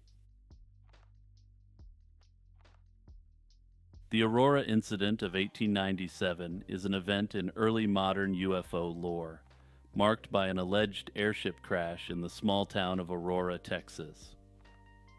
On the morning of April 17, 1897, residents were startled by what appeared to be a cigar-shaped airship that crashed into Judge Proctor's windmill. This caused a significant explosion that destroyed the windmill and the judge's flower garden. The local newspaper, the Dallas Morning News, published a detailed account 2 days later, describing the wreckage and an alleged extraterrestrial pilot who was reportedly found among the debris. This pilot was said to have been buried in the local cemetery following a small funeral, presumably in accordance with local tradition rather than the traditions of the extraterrestrial itself. According to reports, the wreckage was examined by townspeople and a purported expert on astronomy named T.J. Weems, who speculated that the pilot might have been from Mars. This detail catered to the late 19th century fascination with Mars and extraterrestrial life, influenced by contemporary astronomical theories and the widespread Mars fever of the era. The materials found at the crash site were described as being made of a metal resembling aluminum and silver, and there were claims of mysterious hieroglyphic papers found with the pilot. Over the years, the incident has attracted significant attention and skepticism, leading many to speculate about the authenticity of the event. Investigations throughout the 20th century, including efforts by the Mutual UFO Network, better known as MUFON, and various historians and journalists, have resulted in mixed conclusions. For instance, in a 1979 report, a journalist interviewed a local resident who claimed that the story was fabricated by the newspaper. The reasoning for this being a means to draw attention to the struggling town, which had been bypassed by the railroad and was economically declining. Despite ongoing skepticism and numerous investigations, no conclusive evidence has been found to fully confirm or refute the claims made in the original 1897 article. The pilot's grave remains unexcavated to this day, with modern technology such as ground-penetrating radar being employed to explore the site without disturbing it. Yet, local authorities have consistently denied permission for exhumation.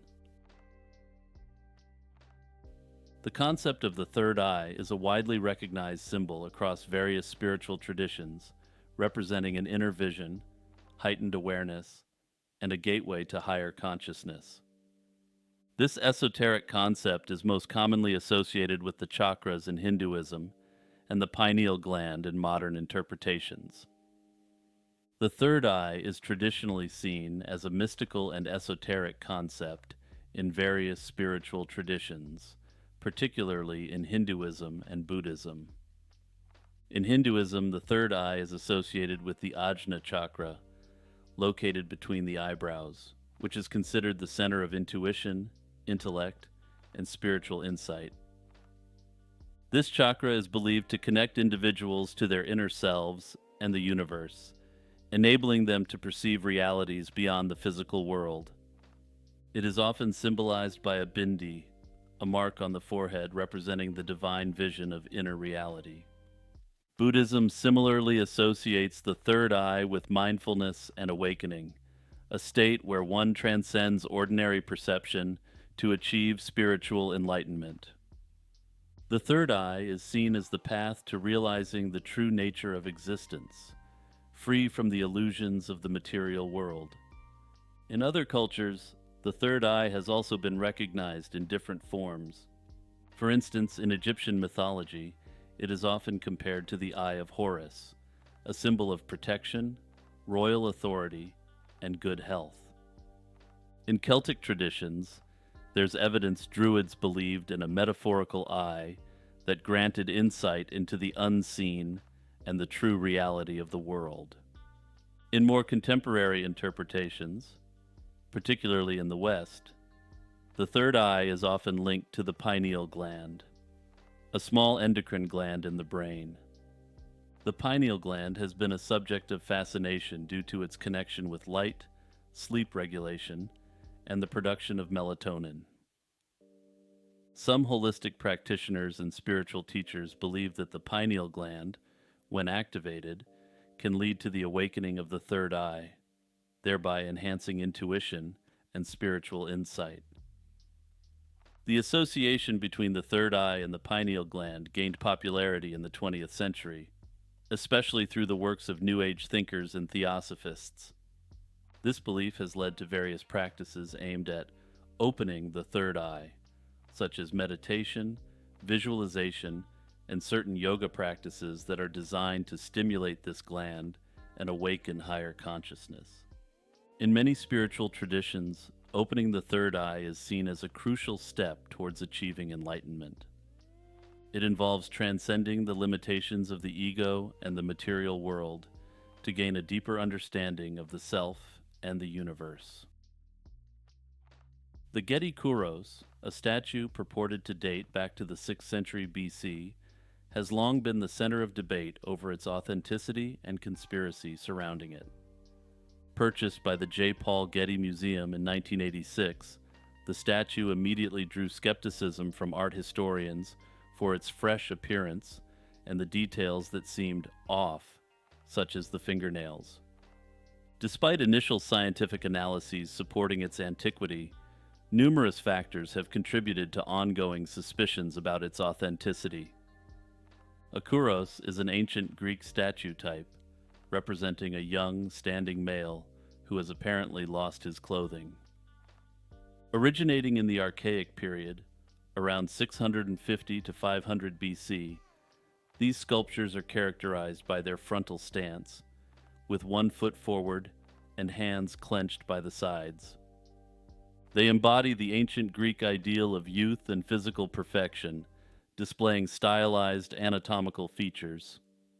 Each kouros, while adhering to a standardized form, exhibits regional variations in style and execution, reflecting the artistic conventions of different parts of Greece. Notably, the wide variety of what can constitute a kouros is partly what led to the controversy over the Gedi Kuros. Technical analysis of the Gedi Kuros highlighted both similarities and discrepancies with known archaic kuroi. While it adheres to the general measurements and proportions seen in genuine examples, there are a number of unusual features that have experts baffled. For instance, the Gedi Kuros has asymmetrical ears, which has not been observed amongst any ancient regional variations. Detailed observations of the statue's motion, tool marks, and the marble's characteristics offered both evidence for and against its authenticity. For example, The statue exhibits a subtle indication of motion towards the right, considered a strong piece of evidence for its genuineness. Yet differences in sculpting techniques and the unusual application of tools raised doubts among some scholars. Archaic kuroi typically exhibit unique features that tie them to specific regions or periods. In contrast, the Gedi kuros seem to be a mixture of styles from various regions and periods, which did not align with any particular group of kuroi. This amalgamation of styles, combined with the immediate intuitive skepticism expressed by experts upon first viewing the statue, has been a significant factor in the debate over its authenticity. Interestingly, some experts felt an inexplicable sense of revulsion upon viewing the Gedi kuros. Yes, apparently slightly off kuroi can trigger an uncanny valley-like effect for experts. The origin of the Gedi kuros is also something of a mystery, adding to doubt about its authenticity and suggesting a broader conspiracy at play. In 1983, Gianfranco Becchina, a Swiss art dealer, presented the kuros to the Getty Museum's curator. The statue, which was then in 7 pieces, was accompanied by documentation purportedly proving its authenticity. These documents claim that the kuros had been part of Dr. Jean Laufenberger's private collection in Geneva, suggesting that Dr. Laufenberger had acquired it in 1930 from a Greek dealer. Notably, the documents included a letter from 1952 from a leading authority on Greek sculpture, who supposedly had authenticated the sculpture. However, the authenticity of the statue and its accompanying documents quickly came under scrutiny. Investigations by the Getty Museum uncovered several inconsistencies and anachronisms. For instance, the expert letter in favor of authenticity referenced a postcode that didn't exist until 1972. Further, a bank account mentioned in another document, supposedly from 1955, hadn't been opened until 1963. These discrepancies indicated that the documentary history of the kuros had been fabricated, casting doubt on any claims about its provenance prior to 1983. One particularly prominent board member was strongly against the acquisition of the kuros, as he believed it was a forgery on the basis of the inconsistent styles as well as the provenance issues. The controversy over the statue's authenticity divided the Getty Board of Trustees, with prominent board members resigning in response to the controversy. Once the most prominent opponents of the acquisition were off the board, the remaining board members proceeded to acquire the Gedi kuros for $10 million in 1986.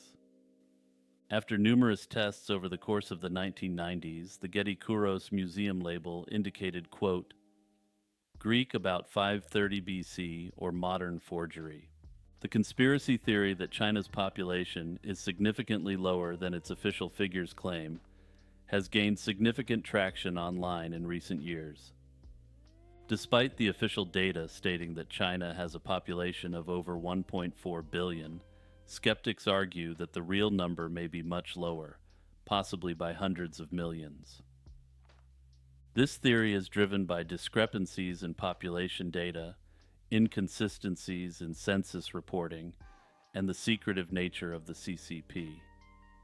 One of the key elements fueling this theory is the lack of independent verification of China's population data. The National Bureau of Statistics in China releases demographic figures, but external sources are often left to trust the numbers without any way to cross-check.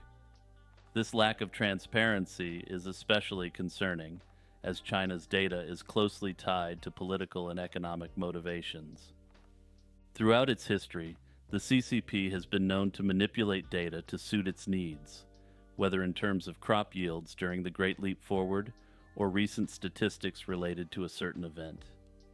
One example of the skepticism surrounding China's population numbers is the birth rate statistics. In 2020, the NBS reported that China's population increased by 12 million births.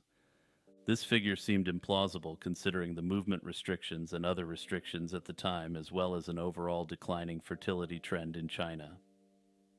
Another historical example that adds weight to this theory is the Great Chinese Famine, which took place between 1959 and 1961.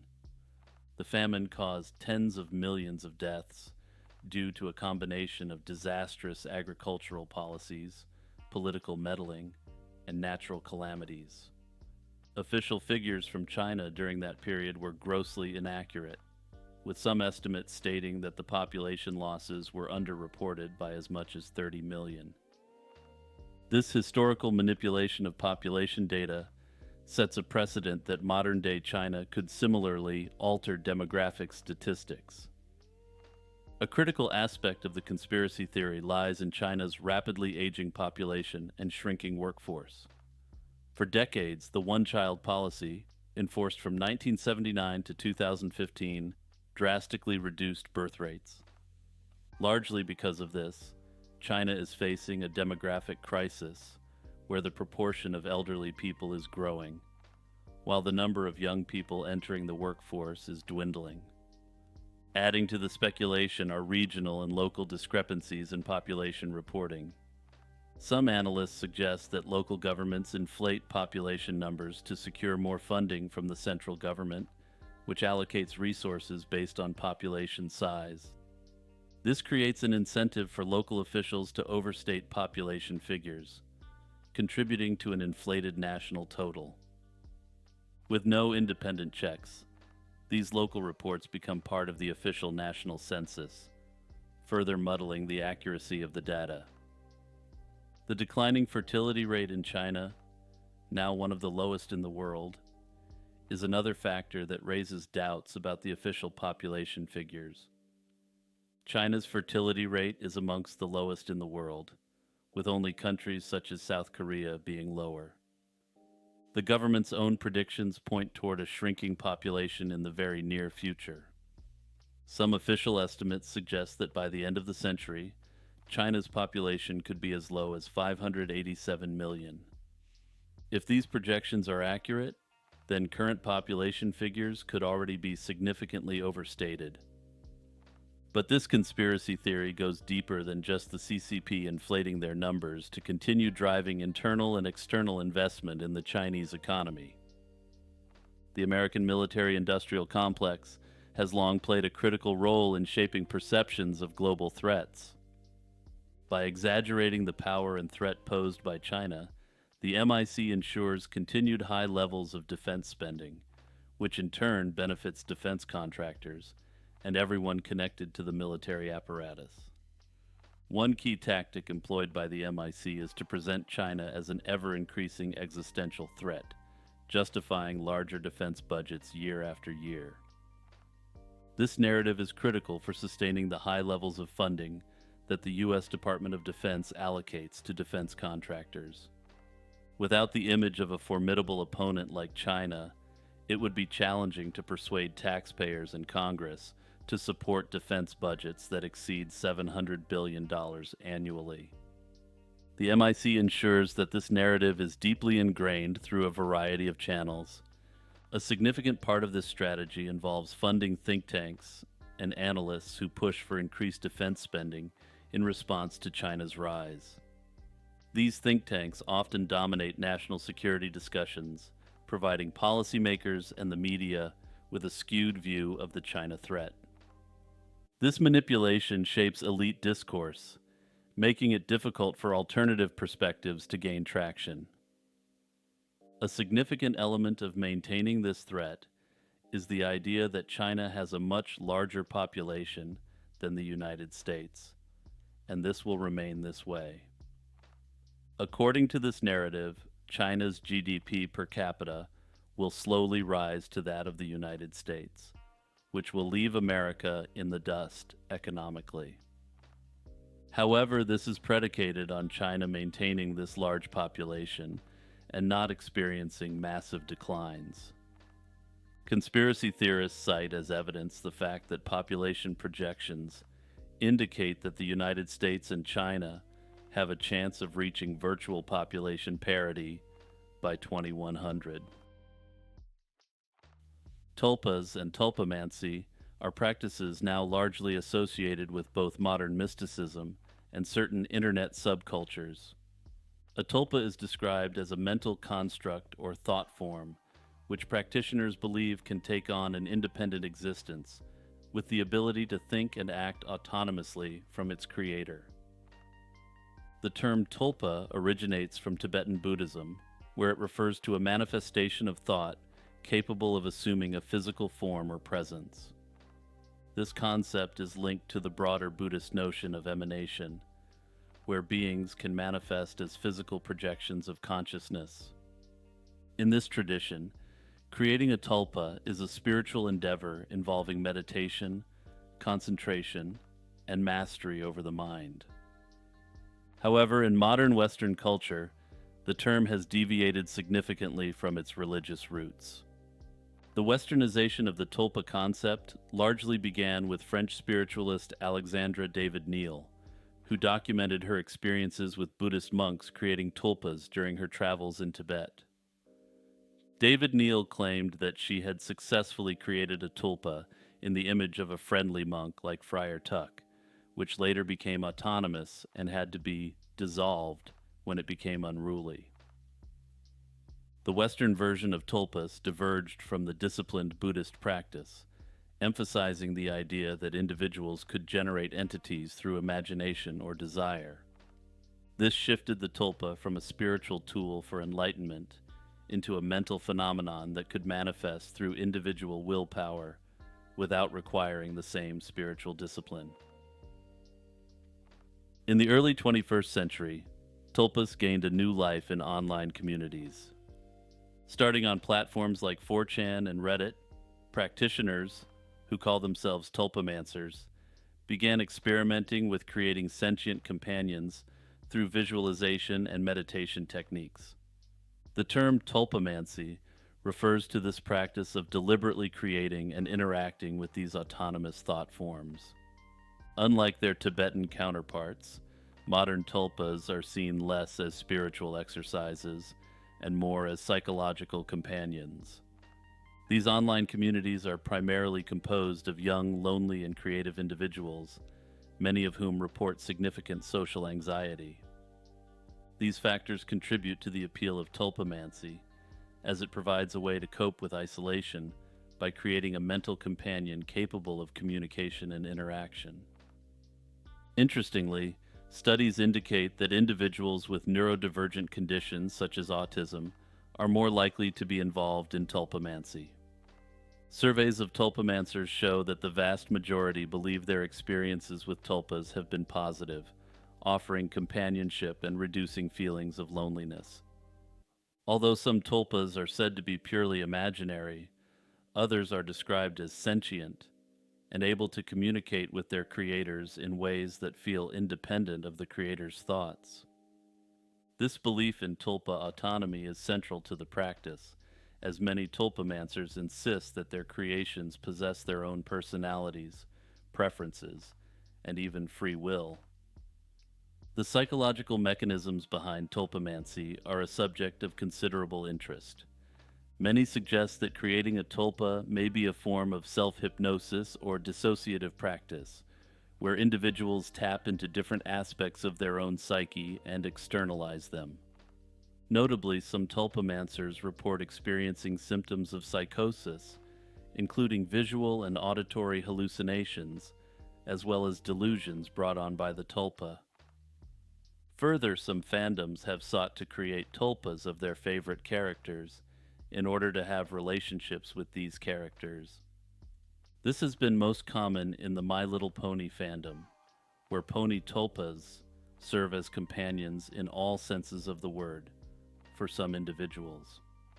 Some conspiracy theorists argue that tulpamancy is not necessarily just esoteric knowledge from Tibet, but perhaps something much more sinister. They argue tulpamancy encourages individuals to shift their focus entirely inward, removing them from active participation in society. By fostering the creation of autonomous internal companions, practitioners may become absorbed in their internal worlds, prioritizing interactions with tulpas over real-world relationships. This inward focus can create a mental isolation, drawing people away from community engagement and weakening social bonds.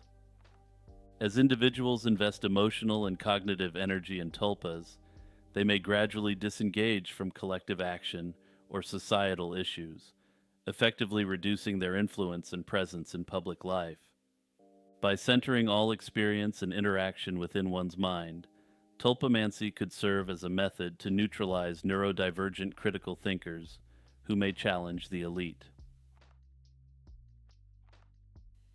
The Montauk Project is a conspiracy theory alleging that the U.S. government conducted secret experiments at Montauk Air Force Station, also known as Camp Hero, in Montauk, New York. These experiments purportedly involved mind control, time travel, teleportation, and contact with extraterrestrial life. The Montauk Project theories gained significant attention in 1992 with the publication of The Montauk Project: Experiments in Time by Preston Nichols and Peter Moon. Nichols claimed that he had repressed memories of his involvement in the experiments, which he later recovered. He alleged that the project grew out of the 1943 Philadelphia experiment. This is an event where the U.S. Navy supposedly rendered the USS Eldridge invisible and accidentally teleported it, creating a wormhole to the future. One of the most riveting aspects of the Montauk Project is the claim of time travel. Nichols described a device called the Montauk Chair, which supposedly used electromagnetism to enhance psychic abilities, enabling subjects to manipulate time. Duncan Cameron, a supposed participant, claimed that he could manifest objects with his mind while using the chair. The project allegedly conducted numerous time travel experiments, sending individuals to different historical periods and even distant planets. The Montauk Project is also linked to mind control experiments. These included techniques for brainwashing and remote influencing, reminiscent of the CIA's MKUltra program. Nichols claimed that these experiments aimed to fracture individuals' minds to reprogram them, using methods such as extreme temperature changes, food deprivation, and psychedelic drugs. Theories about the Montauk Project also involve interdimensional portals and extraterrestrial encounters. Some accounts suggest that the experiments opened portals to other dimensions, allowing for contact with alien entities and the exchange of advanced technologies. These stories are often connected to reports of underground facilities at Camp Hero, which conspiracy theorists believe were used to house these portals and conduct further research.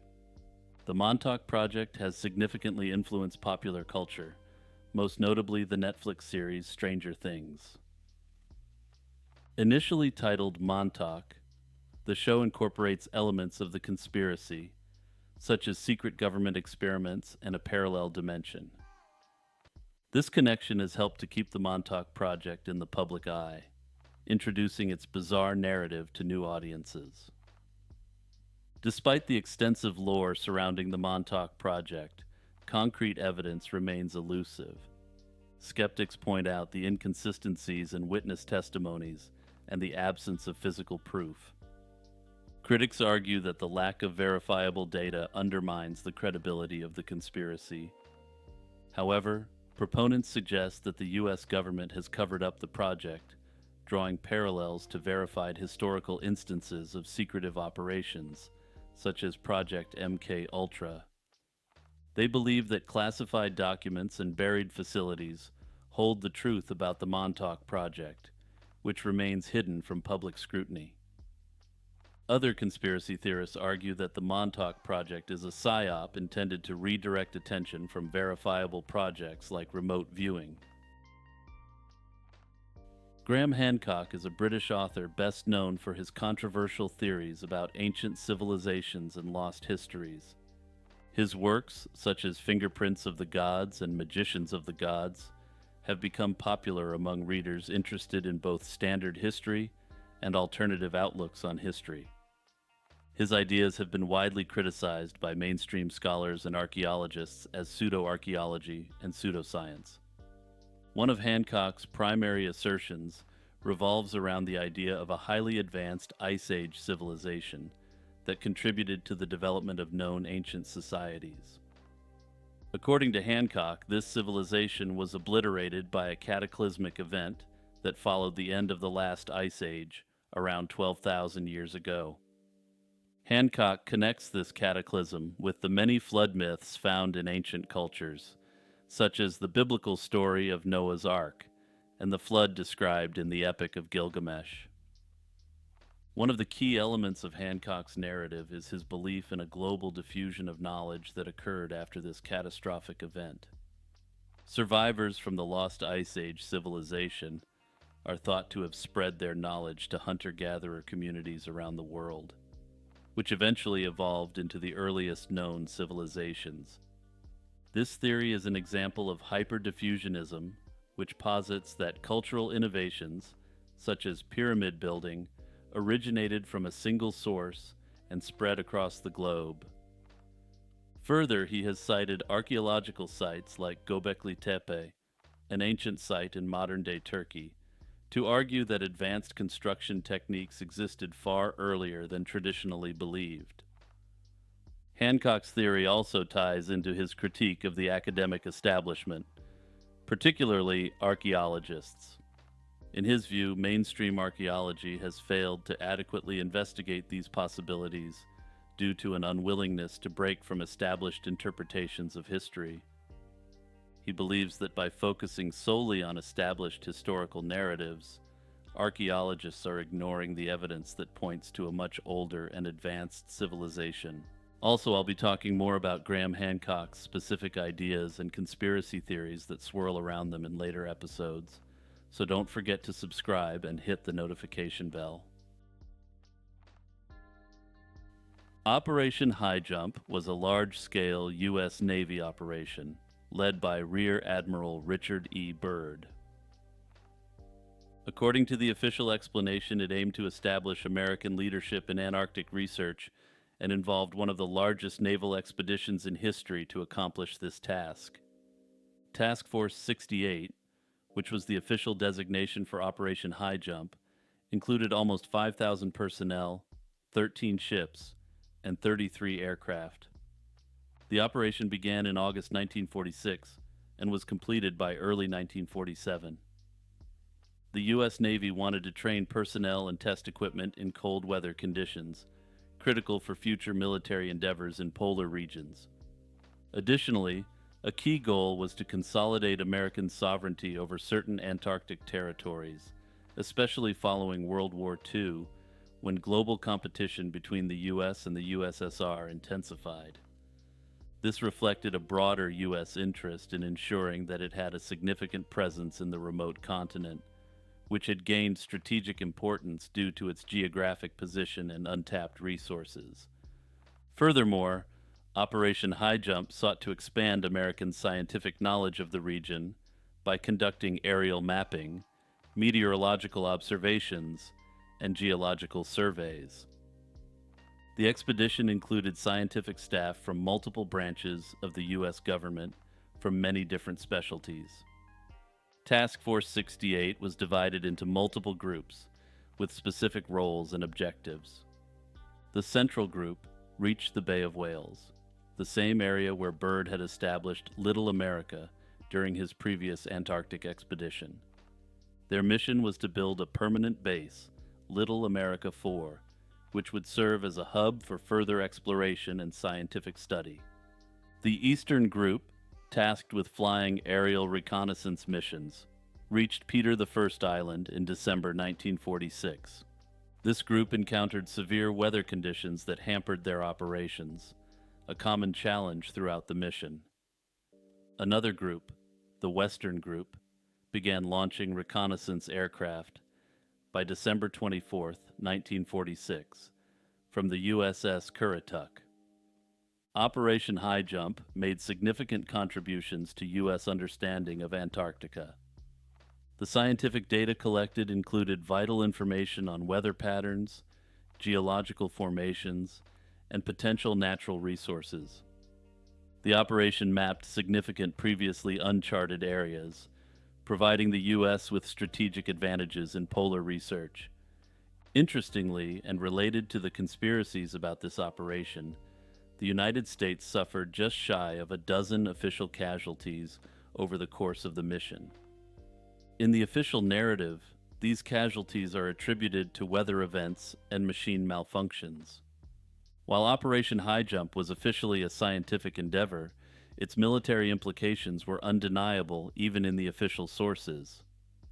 Byrd himself hinted at the military significance of the operation in an interview with a Chilean newspaper, warning that future wars could involve attacks from the polar regions.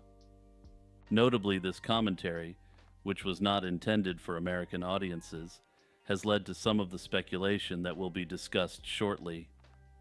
Further, a significant portion of the U.S. Navy was involved in the operation in some way, including aircraft carriers and submarines. While this was supposed to be a scientific expedition, conspiracy theorists have questioned the role of aircraft carriers in scientific expeditions. Despite Operation High Jump having an obvious military component, anticipating future polar warfare, this was covered up at the time. Operation High Jump, to put it mildly, has been the subject of numerous conspiracy theories over the years. These conspiracy theories range from secret bases of the Third Reich to encounters with extraterrestrial beings and advanced technologies. While none of these claims are substantiated by evidence, they have captured the imagination of conspiracy theorists and the general public alike. One of the most persistent conspiracy theories is that Operation High Jump was launched to destroy a secret German base in Antarctica. Proponents of this theory suggest that during World War II, Germany established a hidden base in the continent, where they continued to operate after the war's end. This idea stems from Germany's interest in Antarctica in the late 1930s, when they sent an expedition to the region. The German expedition, which mapped parts of Antarctica and claimed territory for the Third Reich, officially did not leave any lasting mark on the landscape beyond a minor outpost which was abandoned. However, conspiracy theorists argue that a more extensive base was built and that it continued to function after the surrender of Germany. The theory also ties into the belief that top officials may have escaped to this hidden Antarctic base at the war's conclusion. According to this narrative, Operation High Jump was secretly designed to locate and destroy this base. Another prominent conspiracy theory surrounding Operation High Jump involves claims of extraterrestrial encounters. Some theorists argue that the U.S. Navy's true objective was to investigate alien activity in Antarctica. According to this narrative, the U.S. military encountered advanced technology, either extraterrestrial or developed by the Germans in collaboration with aliens. The theory suggests that Byrd's fleet suffered mysterious losses, including aircraft destroyed by unknown forces, possibly involving flying saucers. This theory is often connected to Byrd's supposed statements, where he hinted at objects which can move between the North and South Pole. Skeptics dismiss this and say that these claims are derived from Byrd's warnings about the dangers posed by hostile aircraft from the polar regions. Another theory linked to Operation High Jump suggests that the mission was related to the hollow Earth theory. According to this belief, the Earth is hollow, with large entrances located at both poles leading to a subterranean world inhabited by advanced civilizations or alien beings. Conspiracy theorists speculate that Byrd's mission was aimed at discovering and exploring one of these entrances. The fact that Operation High Jump was cut short due to worsening weather conditions has also fueled conspiracy theories. Some claim that the early termination was due to encounters with hostile forces or advanced technologies that forced the U.S. Navy to retreat. Proponents of this idea argue that Byrd and the Navy were deliberately concealing the true reason for the expedition's abrupt end. However, official reports indicate that the worsening Antarctic winter was the primary reason for the mission's early conclusion, and as you know, official reports are definitely always true. Hey everyone, it's Jimmy taking a few seconds to promote my work. Remember to like and subscribe and also share this video with your friends and family. Sharing the video with your friends and family is one of the biggest ways you can help my channel grow. Also, you can support the channel on the YouTube membership and the Patreon for as little as $1 a month. Pumapunku is a remarkable example of pre-Columbian architecture that continues to baffle archaeologists and engineers alike.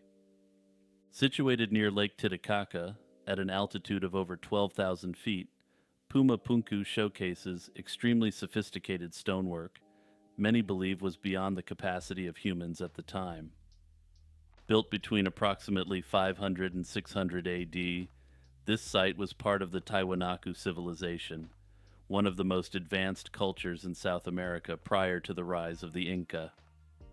The architectural style found at Pumapunku is characterized by large, finely cut stones, which are notable for their extreme geometric precision.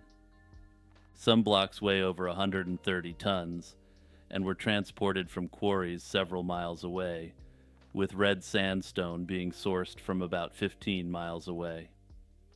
Additionally, some minerals for the stone facing and carvings came from quarries located over 60 miles away.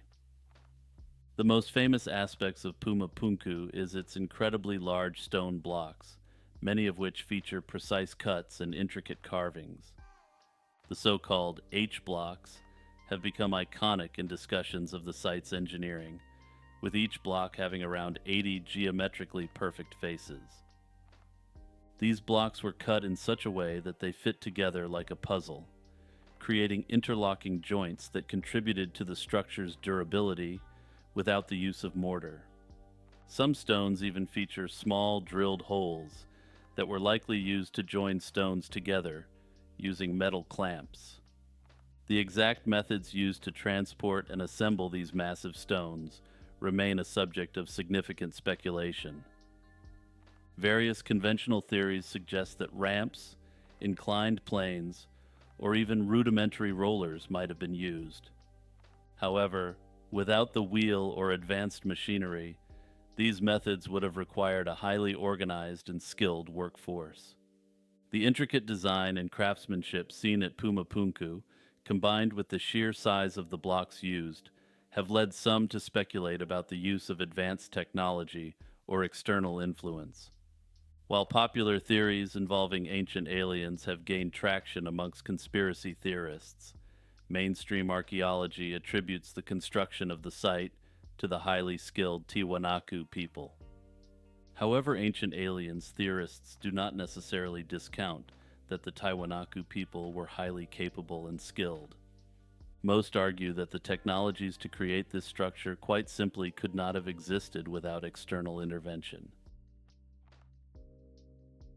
The conspiracy theory that the movie The Truman Show is predictive programming or more finds its roots in a growing skepticism toward reality itself, as well as distrust of the elite.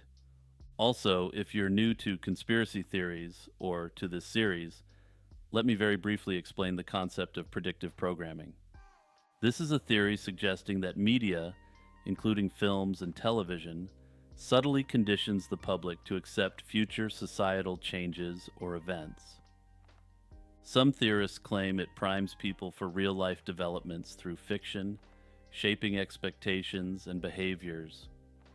Though the 1998 film The Truman Show is fictional, the premise of a man living unknowingly in a constructed reality, controlled by an omnipresent media machine, has resonated deeply with some individuals.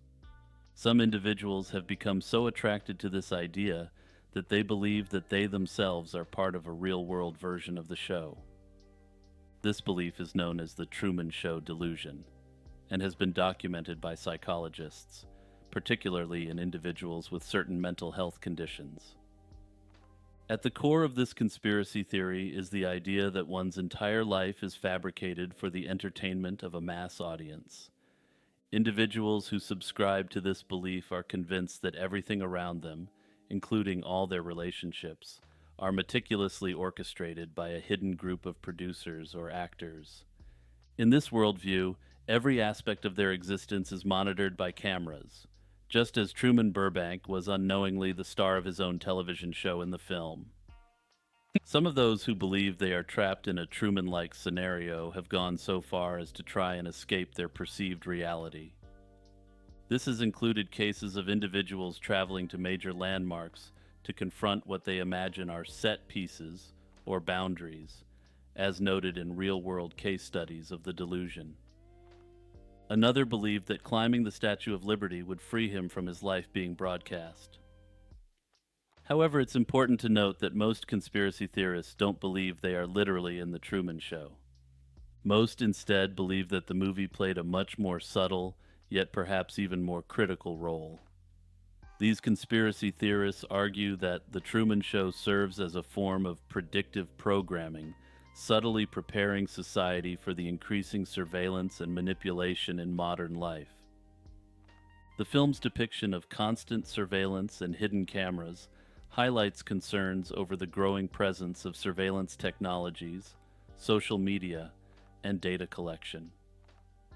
Proponents of this theory suggest that the film desensitized viewers to the notion of being constantly watched. This in turn encouraged acceptance of modern-day surveillance by governments and corporations. Further, they argue that reality TV and then live streaming became more widespread after the film's release, which some argue were the next steps in this predictive programming propaganda campaign. Gareth Williams was a 31-year-old Welsh mathematician and a senior analyst at Government Communications Headquarters and seconded to MI6 in London.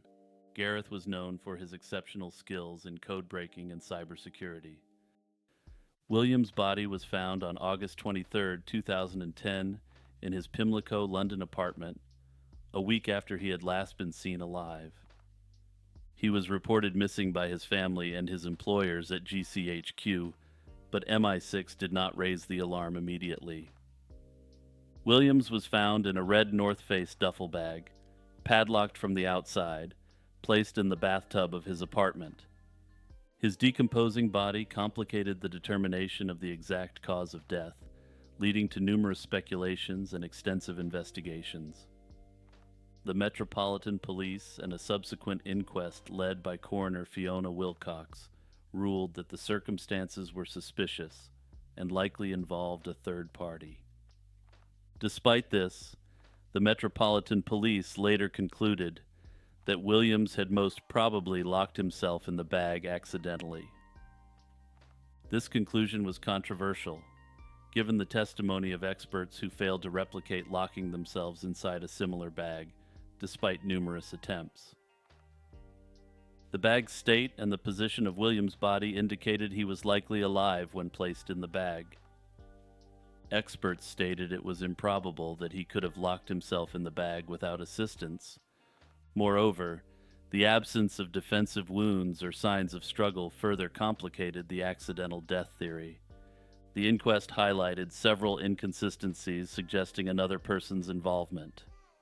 Some more lurid media reports focused on Williams' visits to illicit websites and the presence of women's clothing in his apartment. The coroner dismissed these as unrelated to his passing, suggesting media manipulation to divert from more plausible explanations involving his professional life. No fingerprints or DNA traces were found on the bag or padlock, and the flat appeared to have been cleaned of evidence. Williams' phone was found restored to factory settings, indicating possible tampering. Some speculate that Williams might have been targeted due to his work. A former KGB agent claimed that Russian intelligence might have been involved, potentially attempting to recruit Williams as a double agent or to protect their own operatives. The delayed reporting of Williams' absence by MI6, the contaminated evidence, and the restricted access to his colleagues and work materials have fueled conspiracy theories. Williams' family has strongly criticized MI6's handling of the case and the unusual delay in the reporting of his absence. Despite multiple investigations, the exact circumstances surrounding his death are unresolved.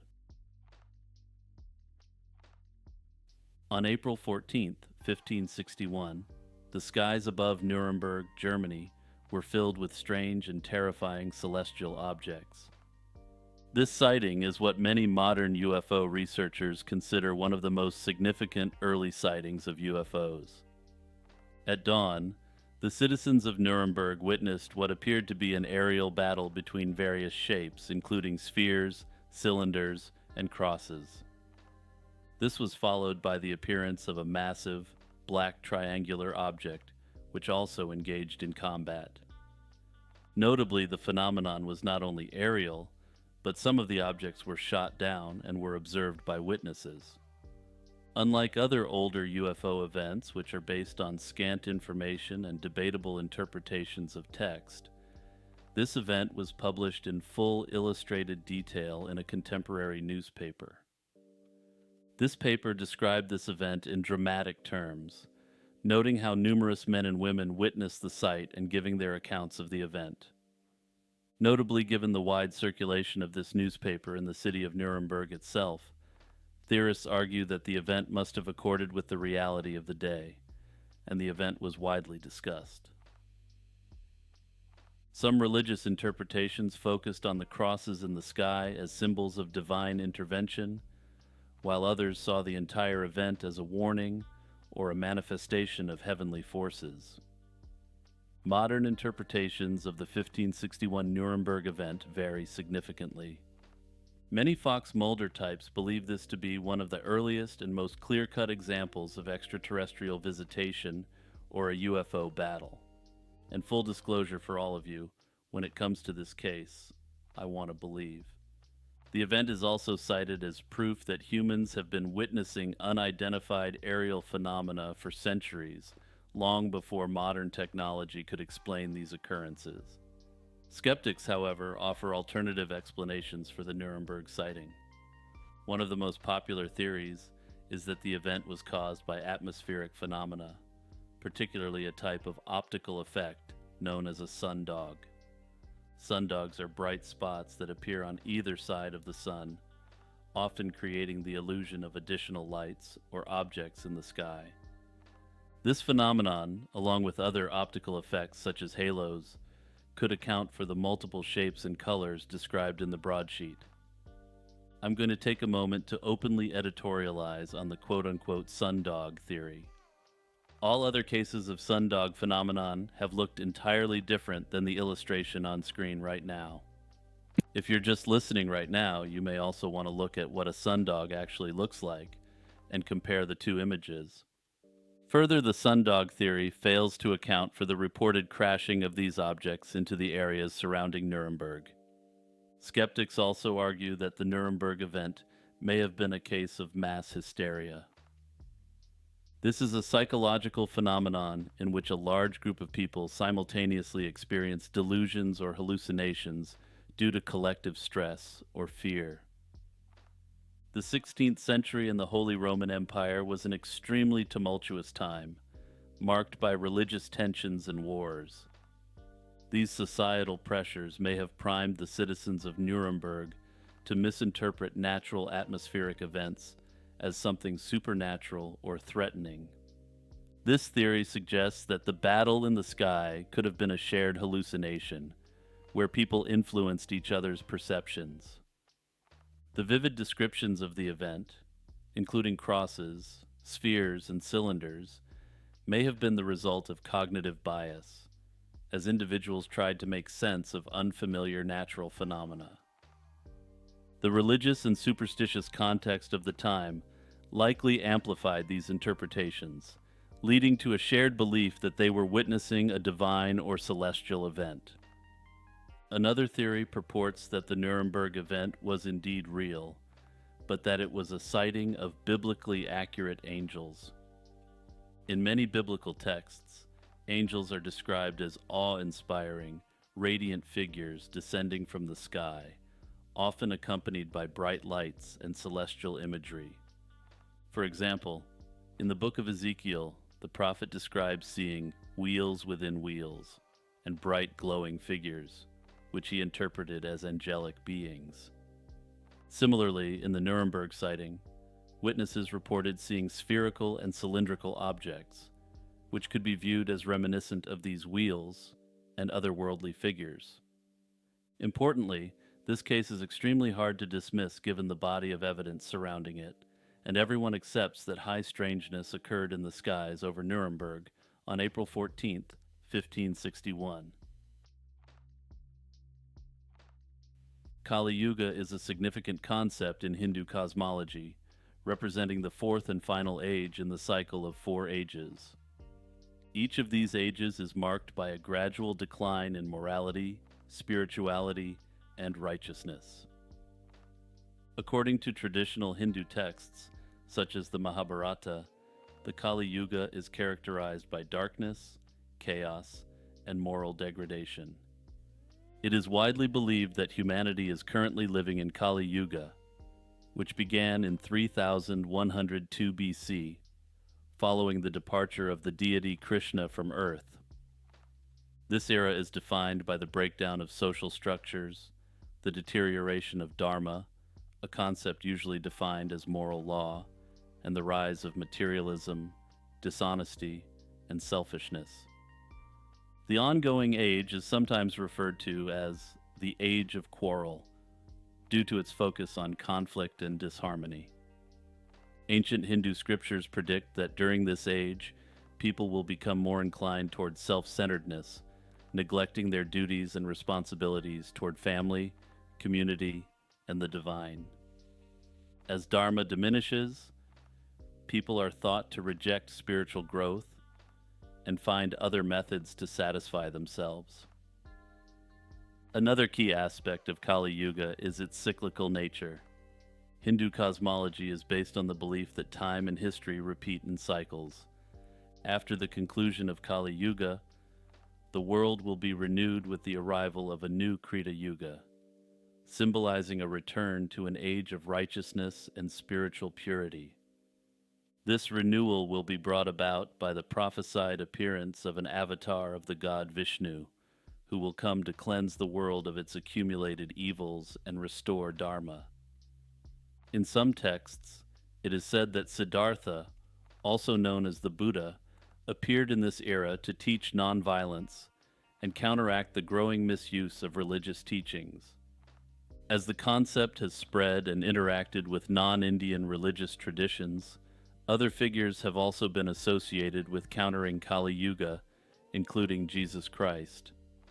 Although Kali Yuga is described as a time of suffering and moral decay, it is not devoid of hope. Hindu scriptures emphasize that even in the darkest times, individuals have the potential to achieve spiritual liberation. While there are numerous different interpretations as to how this can be achieved, virtually all interpretations suggest this involves some sort of detachment from the material world. Many conspiracy theorists believe that the concept of Kali Yuga is hidden from the general population by the elites, to keep them wrapped up in the materialism that defines the age. Theorists are quick to note that the materialism as a driving force of capitalism and the philosophical concept of materialism share the same word. They suggest that the material age of Kali Yuga, where spirituality declines, directly leads to the increase in the mindless consumption and spending associated with the modern world. This in turn keeps the populace morally weak through an ever-increasing positive feedback loop of consumption. The conspiracy theories surrounding the killing of Tomoko Takakawa. On the morning of March 10, 1959, an office worker found the body of a woman floating near the Miyashita Bridge over the Zenpukuji River in Tokyo's Suginami ward. Initially suspected of drowning due to the absence of visible injuries and her missing shoes, an autopsy later indicated she might have been strangled, evidenced by marks on her neck. Fluids from 2 individuals were also detected, prompting a deeper investigation into her acquaintances. The deceased was identified as Tomoko Takakawa, a 27-year-old flight attendant from Ashiya City in Hyogo Prefecture. Raised Catholic, she moved to Tokyo for nursing school before working as a nurse in Ashiya and then returning to Tokyo. She transitioned careers to become a stewardess for the British Overseas Airway Corporation, thanks to her uncle's influence in the company. Takakawa was selected from among 300 applicants and was set to commence her first flight on March 13, 1959, but she disappeared after attending a birthday party on March 8th. Belgian-born Louis Charles Vermeersch, a Catholic priest, emerged as a suspect after Takakawa's notebook entries, and a parcel linked him to her. Despite undergoing questioning and displaying signs of physical stress, Vermeersch denied any romantic involvement with Takakawa, stating their meeting was purely for consultation. However, police found evidence suggesting a prior relationship. Witnesses reported sightings of Vermeersch around the time of Takekawa's disappearance. Despite these allegations, Vermeersch's alibis, provided by church members, were met with skepticism. Just days before a scheduled police interview, Vermeersch left Japan on an Air France flight, claiming church orders and a desire to visit his aging parents. His departure left many questions unanswered, and despite never being formally charged, the cloud of suspicion never fully lifted. Vermeersch lived out his life in Canada, passing away in 2017 without making public comments on the case. Tomoko Takekawa's slaying remains unsolved, and it was officially closed by the police in 1974. Some conspiracy theorists have argued that the true nature of the case was covered up given Vermeersch's profession and affiliations. The Paul is dead theory is one of the most infamous and enduring conspiracy theories in music history. It posits that Paul McCartney, the legendary Beatle, died in a car crash in 1966 and was secretly replaced by a look-alike. This theory first emerged in the late 1960s and quickly captivated the public, gaining momentum through a series of supposed clues embedded in songs, album covers, and appearances. The rumors surrounding McCartney's death first surfaced in 1969, although speculations about his well-being began earlier. In December 1965, McCartney was involved in a moped accident, leading to minor injuries, which prompted worries about his health and use of a body double. A second wave of rumors followed in 1967, when some speculated that a car accident had killed McCartney, but these claims did not gain widespread traction at the time. The theory exploded into public consciousness in October 1969, when a caller named Tom phoned Detroit radio station WKNR-FM and informed disc jockey Russ Gibb of McCartney's passing. The caller urged Gibb to play the Beatles' song Revolution 9 backward, claiming it revealed the message, "Turn me on, dead man." The strange audio discovery stirred up significant interest, and soon after, a student from the University of Michigan published a satirical article discussing the theory. In this article, he dissected the Beatles' Abbey Road album cover as evidence of McCartney's death. This article, titled "McCartney Dead: New Evidence Brought to Light," was taken far more seriously than the author intended, and newspapers across the United States began reporting on it. As the rumors snowballed after October 1969, the story became an international sensation.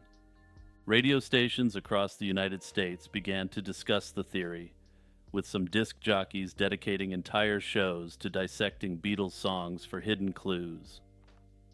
To put it in our modern context, the theory went viral, and every content creator had to pile on to get a piece of the action. The theory suggests that the Beatles, along with their management and the British government, covered up McCartney's death to avoid mass hysteria and protect the band's profitability. The replacement, supposedly a Scottish orphan named Billy Shears, was selected due to his striking resemblance to McCartney and his similar musical abilities. Fans believe that the Beatles left numerous cryptic clues about McCartney's passing in their albums as a way of confessing to the public without directly addressing the issue. Proponents of the theory pointed to an apparent wealth of evidence hidden in Beatles lyrics, album artwork, and promotional materials. The most prominent source of these clues is the Beatles' Abbey Road album cover, released in 1969, which supposedly contains numerous visual hints of McCartney's death. On the cover, McCartney is the only member of the band walking barefoot, and he is out of step with the other three band members. Conspiracy theorists interpreted this as a subtle symbol of death. Additionally, they claimed the procession of Lennon in white, Starr in black, and Harrison in denim represented a priest, undertaker, and gravedigger, respectively. The album Sgt. Pepper's Lonely Hearts Club Band also became a focus of intense scrutiny. Fans pointed to the cover's inclusion of a floral arrangement resembling a bass guitar and the presence of a hand hovering above McCartney's head. Additionally, fans claimed that if you play the final moments of Strawberry Fields Forever backward, John Lennon can be heard saying, "I buried Paul."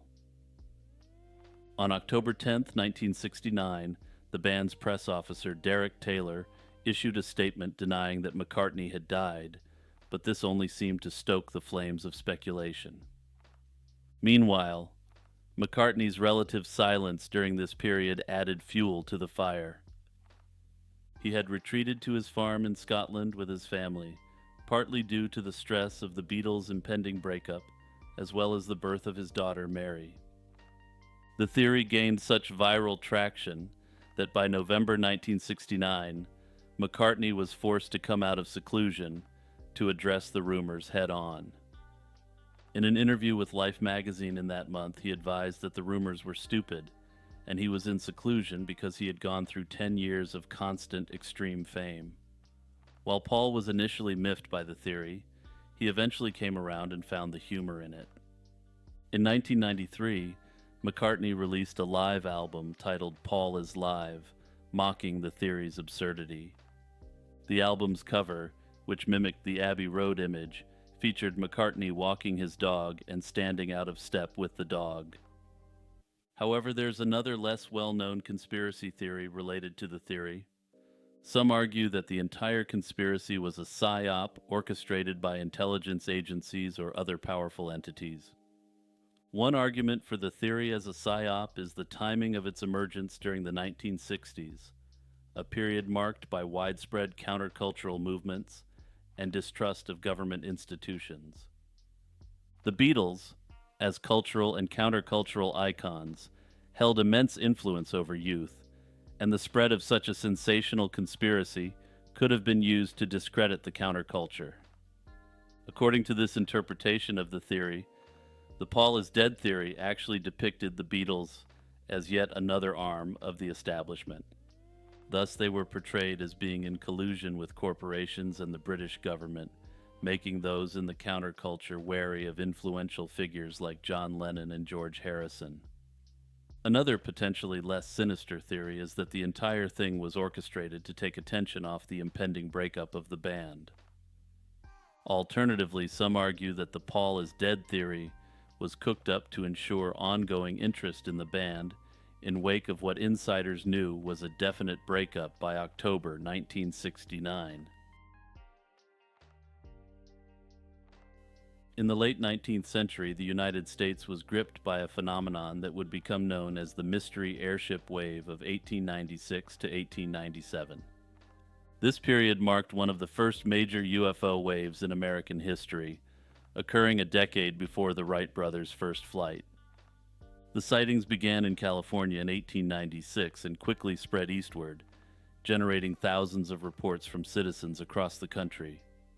These accounts ranged from simple observations of unexplained lights in the night sky to detailed descriptions of blimp-like vessels carrying human-like occupants. Some witnesses even reported interactions with these beings who occasionally claimed to be from Mars. The majority of sightings were reported as nighttime encounters with unidentified lights, with more elaborate narratives describing airships comparable to contemporary dirigibles. This widespread nature of the sightings contributed to the mystery and intrigue surrounding the phenomenon. The reports peaked in two phases: the initial wave in California in late 1896, and a subsequent wave across the central and eastern U.S. in the spring of 1897. Public reaction to these sightings was mixed, with responses ranging from awe and fascination to skepticism and outright dismissal. Many accounts were later attributed to misidentifications of celestial objects, such as planets and stars, or dismissed as hoaxes and practical jokes. Some believed the airships were secret experiments by inventors or the government. The theory going that these airships were prototypes.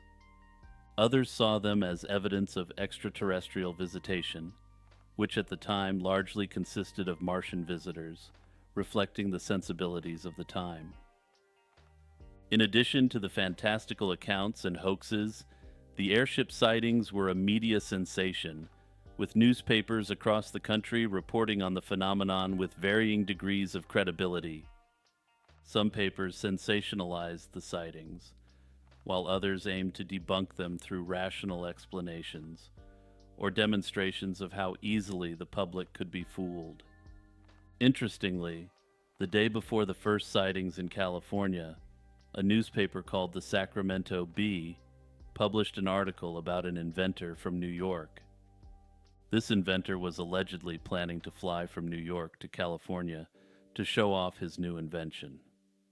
This event may have set in motion the first sightings, with many additional sightings being driven by mass hysteria over airships. Some proponents of the predictive programming theory believe these sightings were more than mere hoaxes or mass hysteria. Instead, they suggest that these airships were early examples of predictive programming, a method allegedly used by elites to prepare the public for future technologies and events. In the case of the mystery airship wave, the appearance of advanced flying machines at a time when aviation technology was still in its infancy could be seen as a precursor to the development of aircraft. According to this theory, these sightings may have served to introduce the concept of flight to the public consciousness, allowing the population to gradually accept the idea of routine manned air travel. Proponents of this theory note that Ferdinand Zeppelin had just patented the concept of the airship in Germany in 1895. Some theorists expand on this idea further, suggesting that this was part of a campaign to increase acceptance around UFOs using the newly invented airships of Graf Zeppelin.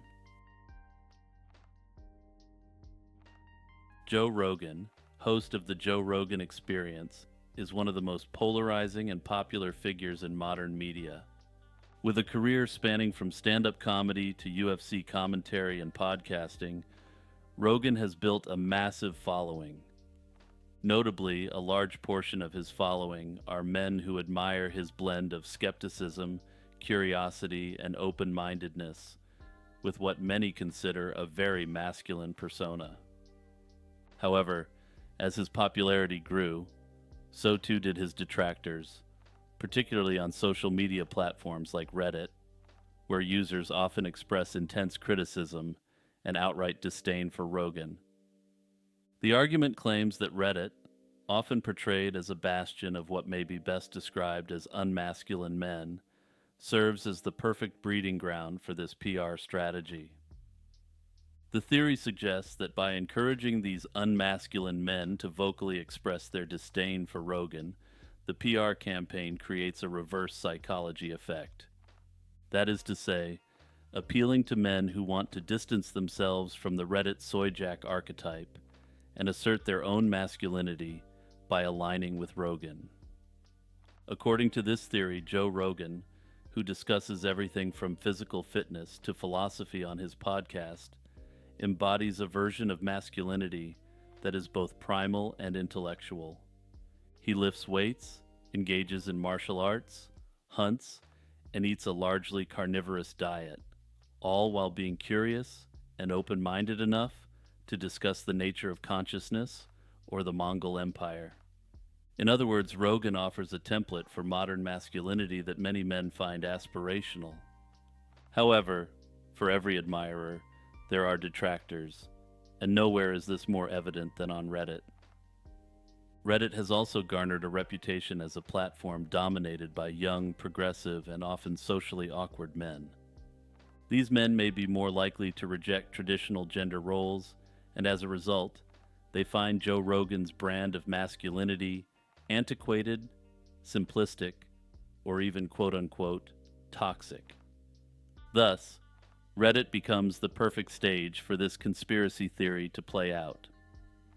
In essence, the more these Reddit users hate on Rogan, the more attractive he becomes to men who aspire to be everything these Reddit users are not. This type of reverse psychology taps into a fundamental aspect of human nature. People are often motivated by the desire to differentiate themselves from others.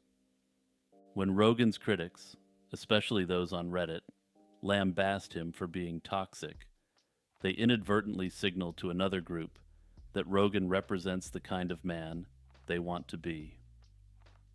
In an era where identities are deeply intertwined with one's public persona, aligning with or against Rogan becomes a way to telegraph one's masculinity, or lack thereof. The idea that hatred or controversy can be used as a marketing tactic is not new. In fact, many brands, celebrities, and public figures have thrived on controversy because it generates attention. As the saying goes, there's no such thing as bad publicity. That said, there's no direct evidence whatsoever for this theory, but if you've made it this far in the series, you should be used to that by now. The term lost cosmonauts refers to a theory suggesting that the Soviet Union may have concealed failed missions involving cosmonauts during the early years of the space race. The conspiracy theory first gained traction in the early 1960s. Proponents argue that several cosmonauts embarked on space missions before Yuri Gagarin's historic flight in April 1961, but their missions ended in disaster. Among the alleged lost cosmonauts is Vladimir Ilyushin, a test pilot and son of a famed aircraft designer. According to some accounts, Ilyushin orbited Earth days before Gagarin, but crash-landed in China and was subsequently kept in secrecy by both governments. A significant element fueling the lost cosmonaut theory involves two Italian amateur radio operators. They claim to have intercepted distress signals and communications from several doomed Soviet missions. Notably, they reported picking up an SOS signal in 1960 from a spacecraft moving away from Earth, indicating a possible failed mission launched into deep space. The most chilling of their recordings was purportedly from a female cosmonaut who described seeing flames and experiencing extreme heat, suggesting a re-entry failure. Despite these dramatic accounts, many experts and historians regard the Italian recordings as hoaxes or psyops, noting inconsistencies and lack of corroborating evidence. Another incident that has been linked to the lost cosmonaut theory is the 1960 Nedelin catastrophe. This was a massive explosion on a launch pad that killed numerous technicians and personnel. While officially acknowledged as a non-crewed mission, some believe there were cosmonauts involved. Another frequently cited event is the mysterious Korabel Sputnik 1 mission in 1960. Officially an unmanned test, science fiction writer Robert Heinlein reported meeting Soviet defectors who suggested it was manned. However, the spacecraft lacked a re-entry shield, making the claim that it carried cosmonauts highly dubious. The Soviet Union's notorious secrecy during the Cold War provides fertile ground for such theories. Early space missions were often conducted in secrecy, and failures were typically not disclosed to the public. For instance, Valentin Bondarenko, part of the first group of cosmonauts, died in a training accident in 1961. His death was covered up for years, adding to the narrative of concealed cosmonaut fatalities. Another example is Grigory Nelyubov, a top cosmonaut who was dismissed from the program under mysterious circumstances. Nelyubov was subsequently deleted from official photographs and records, clearly indicating the existence of some conspiracy. His dismissal and subsequent tragic end fueled further speculation about the fate of other cosmonauts who may have suffered similar fates. Despite the compelling stories and alleged recordings, the lost cosmonaut theory remains largely unsubstantiated. Extensive research into declassified Soviet records has not corroborated these claims. However, there remains the possibility that records were destroyed in the interest of national security. On November 9, 1965, at approximately 5:15 p.m., a significant portion of the northeastern United States and parts of Canada were plunged into darkness. This affected over 30 million people in an area spanning 80,000 square miles. This event, known as the Northeast Blackout of 1965, stands as one of the most significant power failures in North American history.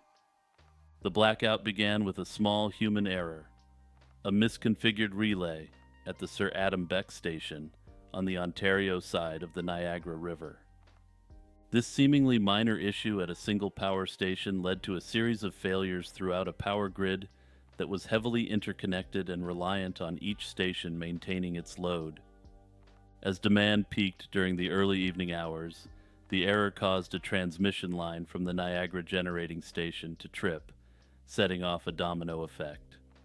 Within seconds, power stations across Ontario and the northeastern United States were overwhelmed, leading to widespread outages. The immediate effects were dramatic and far-reaching. In New York City, over 800,000 people were trapped in the subway system, while thousands more were stuck in elevators across the affected areas. Airports were shut down, and, in the era before widespread cellular communication, the lack of information led to confusion and anxiety. Despite the widespread disruption, the response to the blackout was notably calm and orderly. In New York City, for example, citizens directed traffic and helped emergency services. The event was marked by a spontaneous spirit of cooperation that prevented any major crises during the hours without power. This reaction was later highlighted as a testament to the resilience and community spirit of the affected populations. One of the most fascinating aspects of the 1965 blackout was the range of theories and mysteries that emerged regarding its cause. While the blackout is now officially considered solved, there are still numerous conspiracy theories surrounding the blackout. During the Cold War era, the idea that sabotage could be a cause was taken seriously. The FBI investigated the possibility that the blackout could have been deliberately caused as an act of espionage or sabotage by foreign agents. Others speculated that geomagnetic storms caused by solar flares might have interfered with the Earth's magnetic field, inducing currents that tripped the power lines and equipment.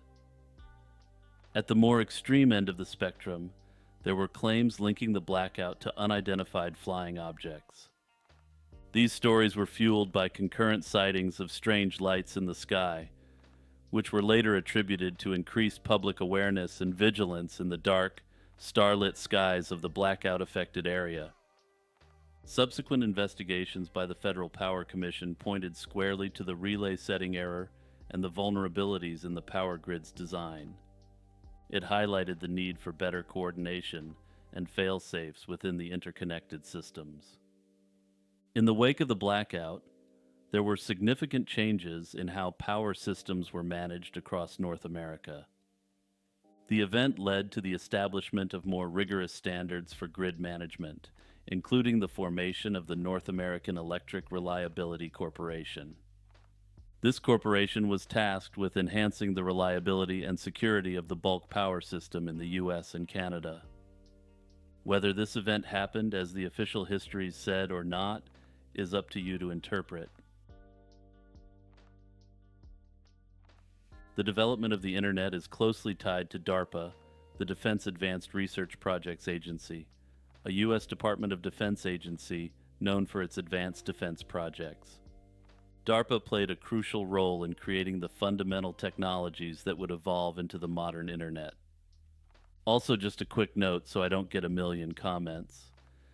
I'll be referring to DARPA as such throughout, even though it was known as ARPA for the early portion of its existence. The roots of the internet can be traced back to the early 1960s, when J.C.R. Licklider of MIT conceptualized a, quote, intergalactic network of computers that could communicate with one another.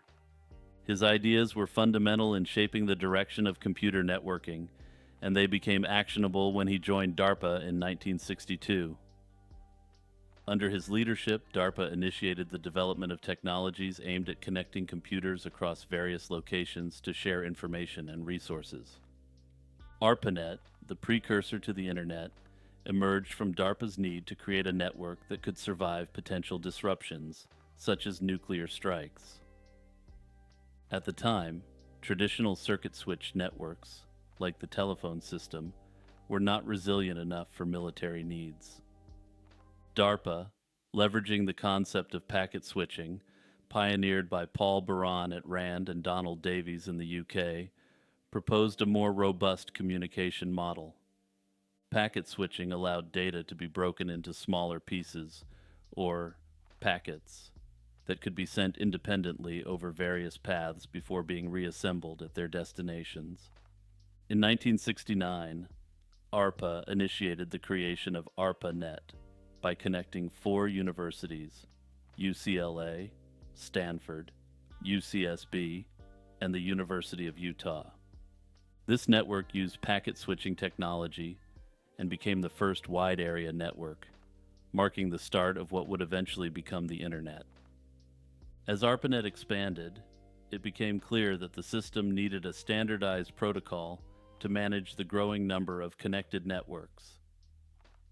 In the early 1970s, researchers working under DARPA developed the Transmission Control Protocol, TCP, and Internet Protocol, IP. These protocols, collectively known as TCP/IP, enabled disparate networks to communicate with one another, laying the groundwork for the Internet. TCP/IP allowed for the successful transmission of data between multiple independent networks, regardless of their underlying technologies, thus creating a network of networks. In the 1980s, DARPA's involvement in the Internet's evolution continued to be instrumental, particularly through collaborations with the National Science Foundation. The NSF-Net, established in 1986, created high-speed links between several U.S. universities, further accelerating the adoption of TCP/IP and making the Internet accessible to academic institutions worldwide. This period also marked the beginning of commercial Internet development, as companies started to recognize the potential of this technology for business and communication.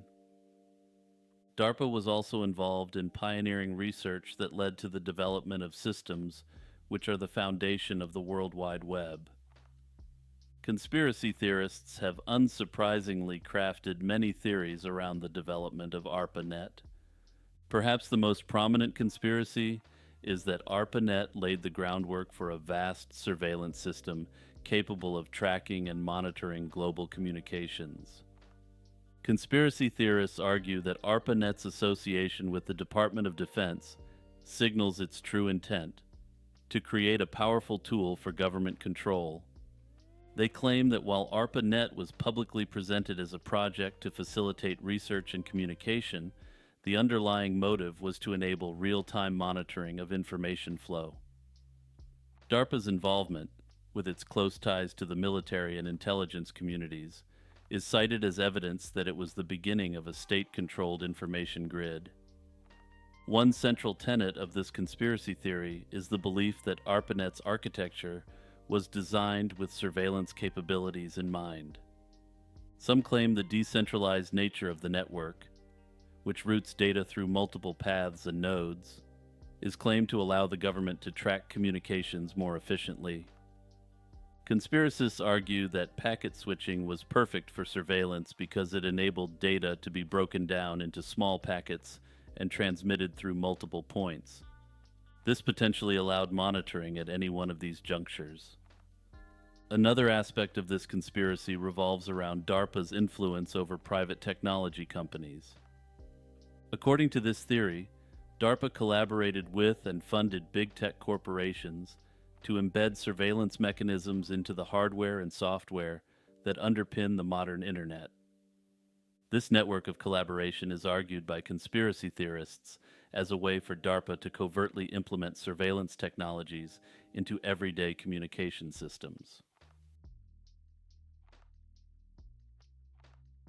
Peking Man, a crucial discovery in the history of human evolution, was found in the Zhoukoudian cave system near Beijing during the 1920s and 1930s. These fossils, dubbed Peking Man, have become one of the most significant paleoanthropological finds. The first discovery at Zhoukoudian was made in 1921 when a human tooth was unearthed by Austrian paleontologist Otto Zadansky. Further excavations revealed an array of fossils, including skull fragments, jaws, and limb bones, belonging to more than 40 individuals. These remains were eventually classified as Homo erectus pekinensis, a subspecies of Homo erectus that lived roughly between 200 and 800,000 years ago. These fossils showed that Peking Man had a brain capacity smaller than modern humans, but larger than earlier hominids. The Zhoukoudian site yielded over 100,000 stone tools, evidence of fire use, and possible signs of communal living. These findings suggested that Peking Man was a hunter-gatherer with the ability to adapt to the harsh conditions of northern China during the glacial periods. Despite ongoing debates, it is widely believed that these early humans had some form of social structure and were capable of controlling fire. In 1941, with the Japanese invasion of China escalating, there was a growing concern for the safety of the Peking Man fossils. American and Chinese scientists decided to transport the fossils to the United States for safekeeping. They packed the fossils into 2 large crates, which were supposed to be shipped from the Marine base at Qinhuangdao to the U.S. The crates disappeared en route, and their fate has remained one of the great mysteries in the field of paleoanthropology. Multiple theories have surfaced over the years. One conspiracy theory, particularly popular in China, but not well known in the West, is the idea that the Peking Man fossils showed humanity arose out of China rather than out of Africa. This conspiracy theory generally suggests that the bones were intentionally destroyed by the Americans to cover up this fact. One suggests that the crates were lost at sea after the ship transporting them was sunk by a submarine. Another posits that the crates were captured by Japanese soldiers and the bones either destroyed or lost in the chaos of war. Yet another theory, spurred by an account from the son of a U.S. Marine, suggests that the bones may still be buried beneath a parking lot in Qinhuangdao. The Peking Man fossil's disappearance has led to a slew of investigations, some involving official agencies like the FBI, and others taking more unconventional routes, such as employing psychics. Despite numerous expeditions and studies, the actual location of the fossils remains unknown. In March 2022, the famous Seisho Seki, or Killing Stone, split in half, igniting a wave of anxiety and superstition across Japan and the internet. The Killing Stone, located in the volcanic mountains of Nasu, Tochigi Prefecture, has long been a symbol of Japanese folklore. According to legend, the stone imprisoned the spirit of Tamamo no Mae, a 9-tailed fox who had caused chaos in the court of Emperor Toba by disguising herself as a beautiful woman. After her deception was discovered, she was slain, and her vengeful spirit was said to have been sealed within the stone.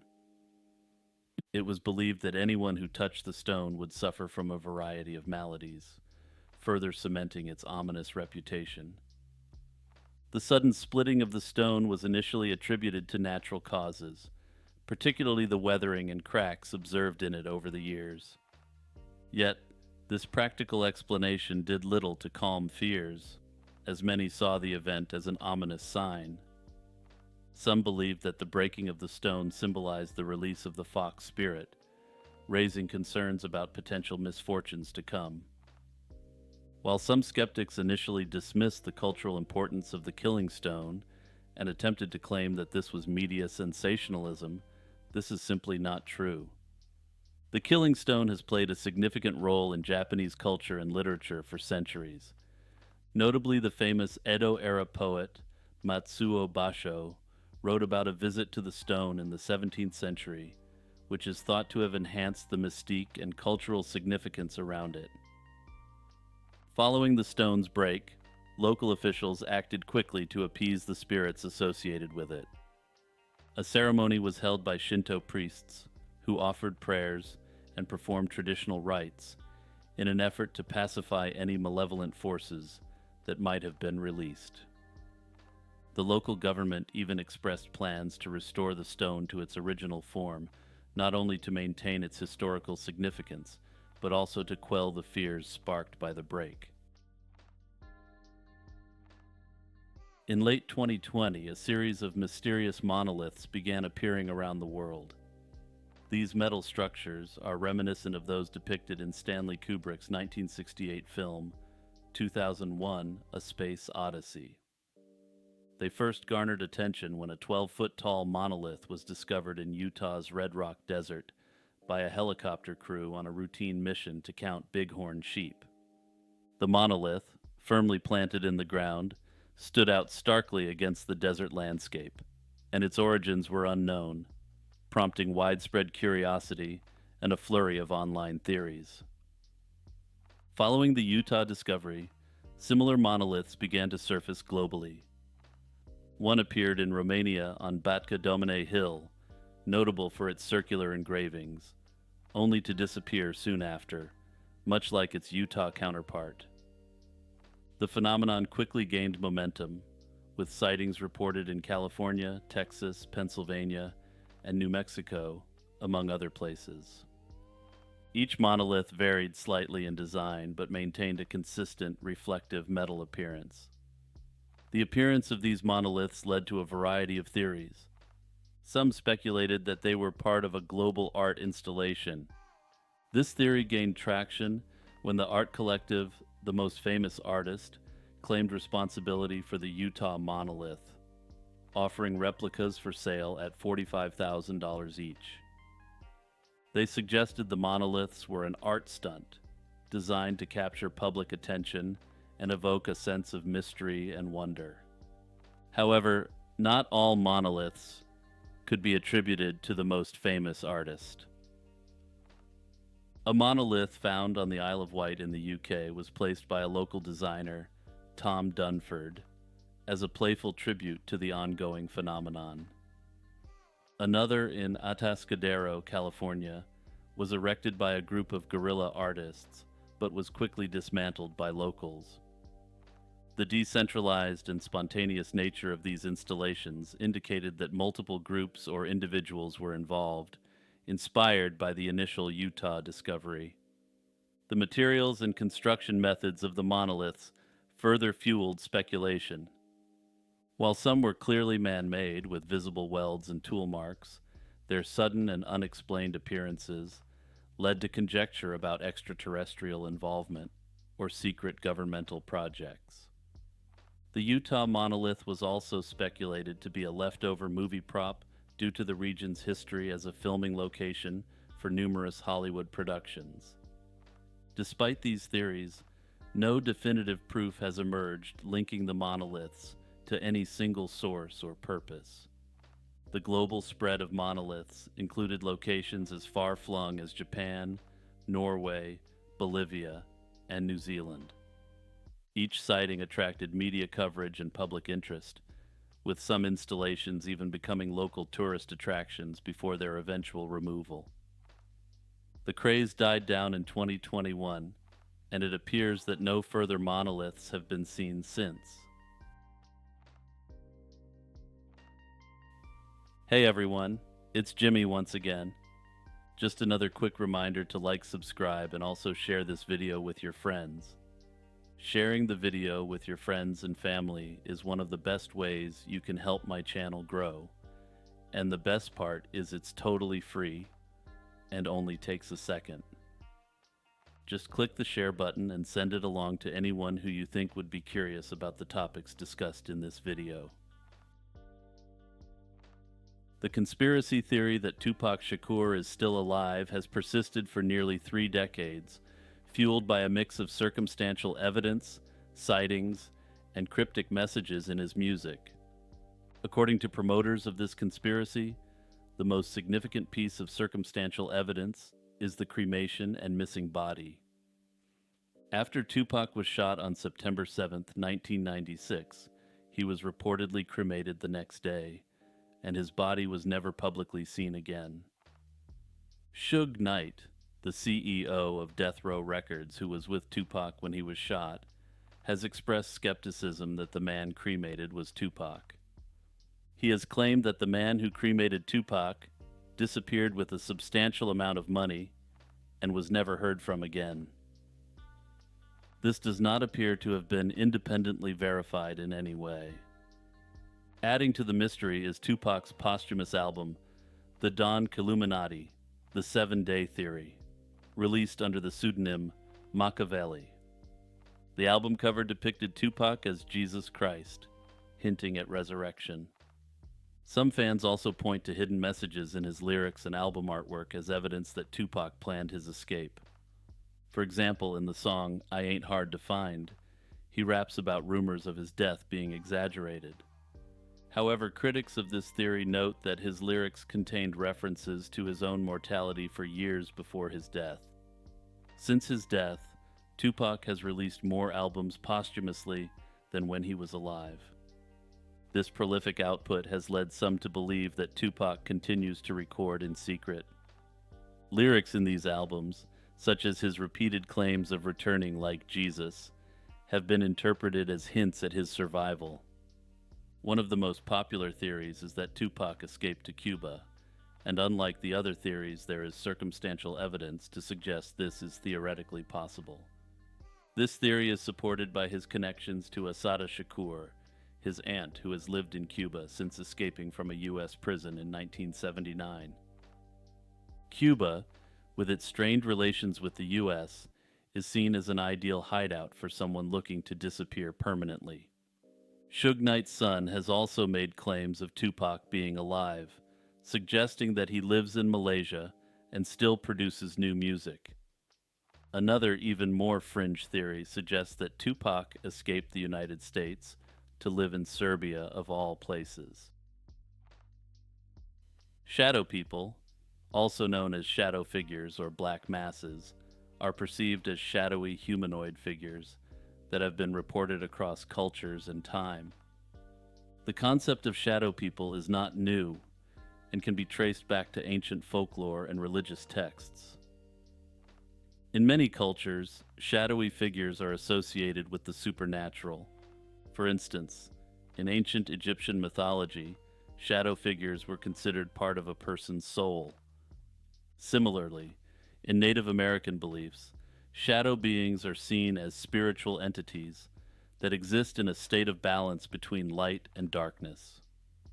Shadow people are typically described as dark, human-like shapes that appear at the periphery of one's vision or directly in front. They often lack discernible features, though some reports include glowing red eyes. These encounters frequently occur at night and are sometimes associated with feelings of intense fear and paralysis. People often report seeing these figures during episodes of sleep paralysis, a condition where one is temporarily unable to move or speak while falling asleep or upon waking. One of the most well-known types of shadow people is the Hat Man, a figure seen wearing a brimmed hat and sometimes a cloak. Sightings of the Hat Man are often reported in conjunction with sleep paralysis and have been documented since the early 2000s. Another common narrative involves shadow figures appearing in haunted locations. For example, at the Eastern State Penitentiary in Pennsylvania, Numerous sightings of shadowy entities have been reported by both visitors and paranormal investigators. Many psychologists suggest that shadow people are hallucinations resulting from sleep paralysis. During this state, individuals are partially awake but still dreaming, leading to vivid and often frightening hallucinations. Some theorists propose that shadow people are the astral bodies of individuals who are experiencing out of body experiences. According to this theory, what people see are the ephemeral forms of these travelers from another realm. Another theory posits that shadow people are entities from parallel dimensions that occasionally intersect with our own. This idea is supported by the belief in multiple dimensions existing alongside our own, where beings might cross over and become visible as shadows. The dark and often malevolent nature of shadow people has led some to believe they are demonic entities. These figures are thought to feed on fear and manifest to frighten individuals. A more speculative theory suggests that shadow people might be time travelers from the future. In this scenario, their shadowy appearance could be a result of the limitations of their time travel technology, making them visible only as shadows. Skeptics argue that shadow people can be explained by natural phenomena such as optical illusions, heightened imagination, or environmental factors like electromagnetic fields. The unusual ability of Girolamo Segato. Girolamo Segato was an Italian polymath born in 1792 in the Carthusian monastery of Vadana, located in northern Italy. His interests spanned various fields, including natural sciences, cartography, Egyptology, and anatomy. However, Segato is most famously known for his mysterious and unparalleled technique of artificially petrifying human remains. Segato's journey into the world of mummification began during his archaeological expeditions to Egypt in 1818. These experiences deeply influenced his later work, leading him to develop a method of preservation that went beyond traditional mummification techniques. Upon his return to Florence in 1823, Segato began experimenting with a unique process that effectively mineralized organic tissue, preserving it with remarkable detail and durability. His method allowed the preserved tissues to retain their original color, texture, and even cellular structure, an achievement that was both unprecedented and baffling to his contemporaries. One of the most notable aspects of Segato's work was his ability to turn biological material into a stone-like substance. This process, often referred to as petrification, was so effective that the preserved specimens could be cut, polished, and used in various forms. A table in the royal palace of Caserta, for example, was crafted using this technique and remains a testament to Segato's enigmatic skills. Despite the groundbreaking nature of his work, Segato was highly secretive about his methods. He never documented the exact process, and all of his notes were destroyed before his passing in 1836. This decision has led to widespread speculation about the origins and nature of his technique. Some contemporaries and later commentators speculated that Segato might have tapped into ancient Egyptian magic, a belief that only deepened the mystery surrounding his work. One of the few detailed accounts of Segato's work comes from the American surgeon Valentine Mott, who visited Segato in Florence.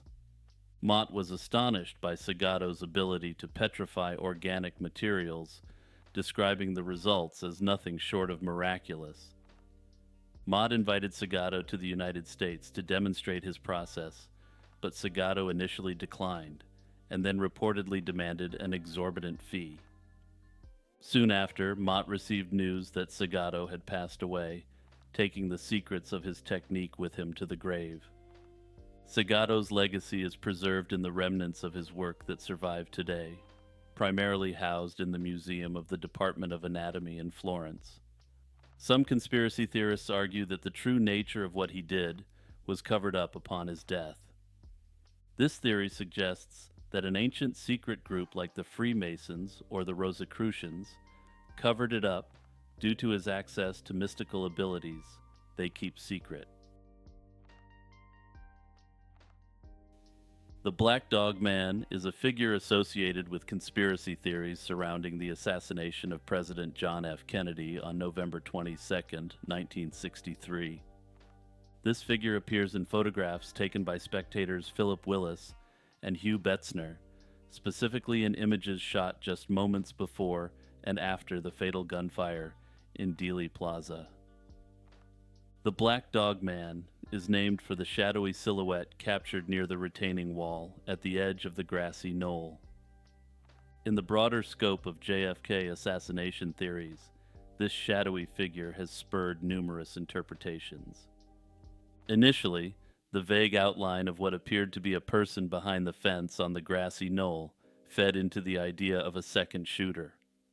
For those who believe in a conspiracy, the Black Dog Man is potentially an accomplice hidden in the shadows.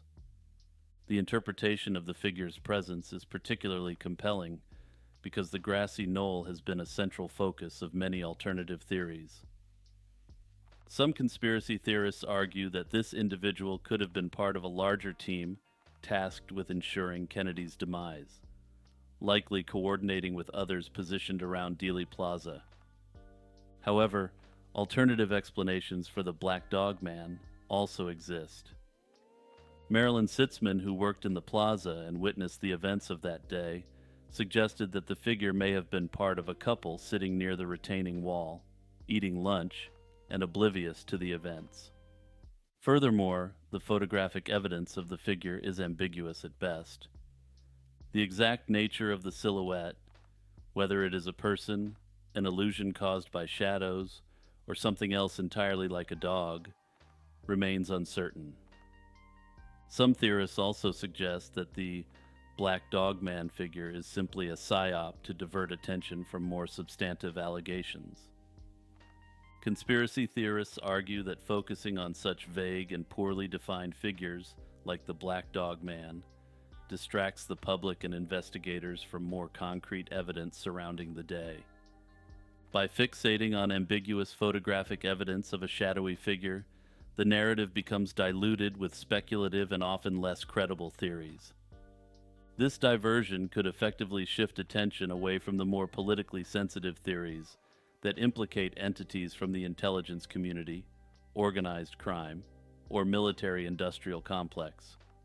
By introducing doubtful or hard-to-prove characters into the narrative, public discourse becomes fragmented, encouraging the dismissal of all conspiracy claims as outlandish.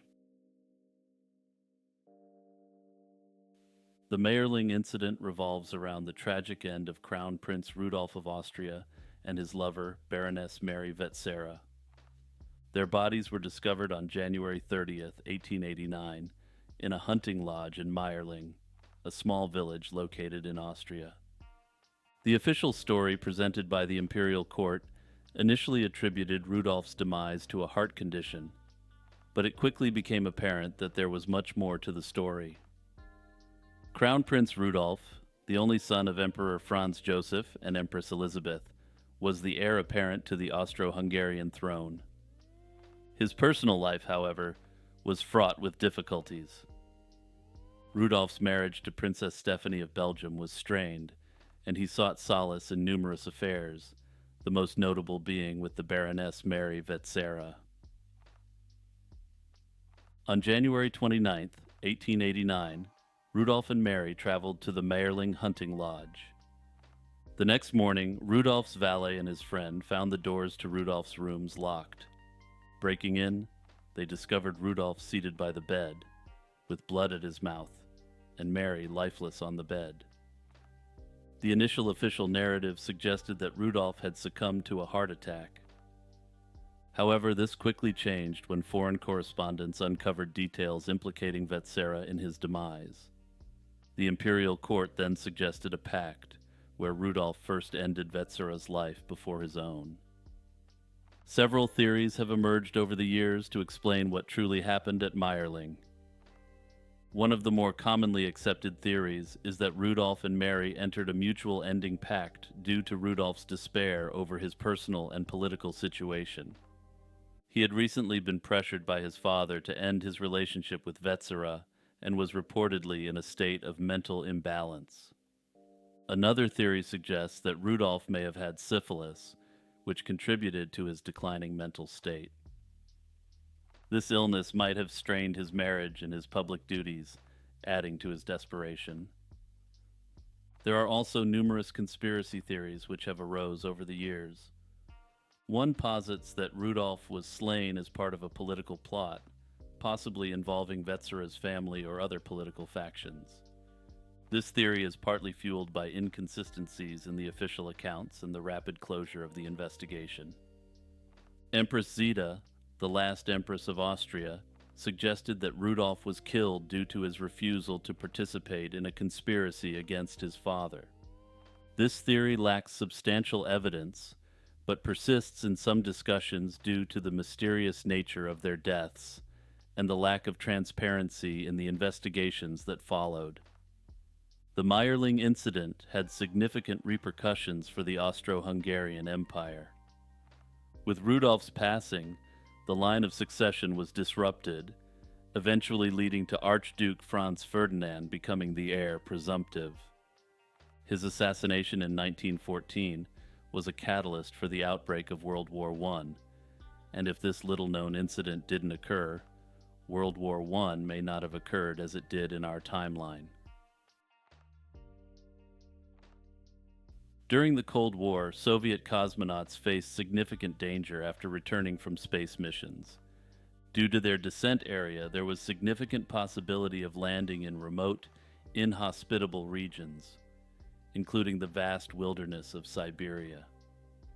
In these areas, survival wasn't guaranteed, and threats from wildlife, particularly Eurasian brown bears and wolves, were a significant concern. To address this, Soviet cosmonauts were equipped with a weapon specifically designed for both self-defense and survival, the TP-82 shotgun. Officially, the origin of this decision dates back to an incident in 1965 when cosmonauts Alexei Leonov and Pavel Belyaev found themselves stranded in Siberia near the Ural Mountains.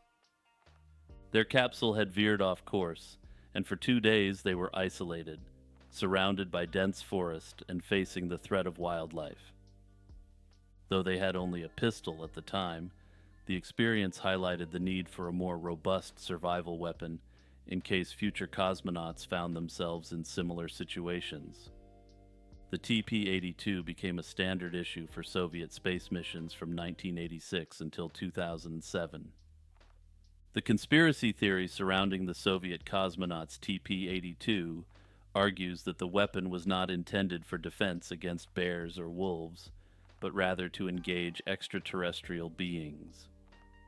Proponents of this theory argue that the weapon's presence on space missions goes beyond the practical need for survival in the Siberian wilderness.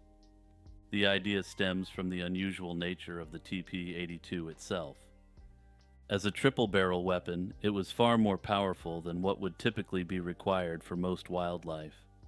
One piece of evidence in favor of this theory is that the weapon was too powerful to bring aboard a spaceship unless it was absolutely necessary to have it there. If the TP-82 was accidentally discharged, the results would likely be catastrophic in terms of structural damage. In December 1967, Australia faced a mystery that remains unsolved to this day: the disappearance of then Prime Minister Harold Holt. On a seemingly ordinary summer day, Holt vanished while swimming at Cheviot Beach, near Portsea, Victoria, leading to a whirlwind of speculation, theories, and unanswered questions. This incident not only marked a significant moment in Australian history, but also sparked a range of conspiracy theories that continue to intrigue both Australians and the global community. On the day in question, Harold Holt decided to unwind by swimming at Cheviot Beach, a place he was familiar with and had swum at many times before. Despite warnings about the dangerous conditions that day, Holt, a reputed strong swimmer, entered the water and was tragically swept away by the undertow, disappearing from sight without a trace. His disappearance prompted one of the largest search operations in Australian history, yet no evidence of his body was ever found. The immediate aftermath of Holt's disappearance saw John McEwen, the leader of the Country Party, being sworn in as Prime Minister, and a memorial service attended by international dignitaries. However, the lack of concrete evidence regarding Holt's fate fueled widespread speculation and numerous conspiracy theories. Some of these ranged from theories about Holt's mental state and personal life, including alleged affairs and political pressures. Other theories promote more far-fetched ideas involving espionage, including the most common, that Holt actually defected to a foreign power. One of the most enduring theories suggested that Holt was a Chinese spy and had been picked up by a submarine, a claim that has been met with skepticism and dismissal. Other theories claim that there was involvement by the CIA. This theory suggests Holt was preparing to withdraw Australian support for the Vietnam War, prompting this quote-unquote intervention. Another theory, which I will phrase euphemistically because, hey, we're on YouTube, is that he intended to take one last swim on the day in question. This theory suggests that the stress of being the Prime Minister of Australia got to him, and he had a breakdown, leading to the fateful swim. Despite these speculations, a formal inquiry by the Victorian coroner in 2005 concluded that Holt had drowned, a finding that did little to quell the public's fascination with the case. The concept that satirical conspiracy theories are themselves a psyop has become a hotly debated subject in the conspiracy community. The rise of movements such as birds aren't real and other satirical conspiracies has led some to argue that these are not merely jokes or satire.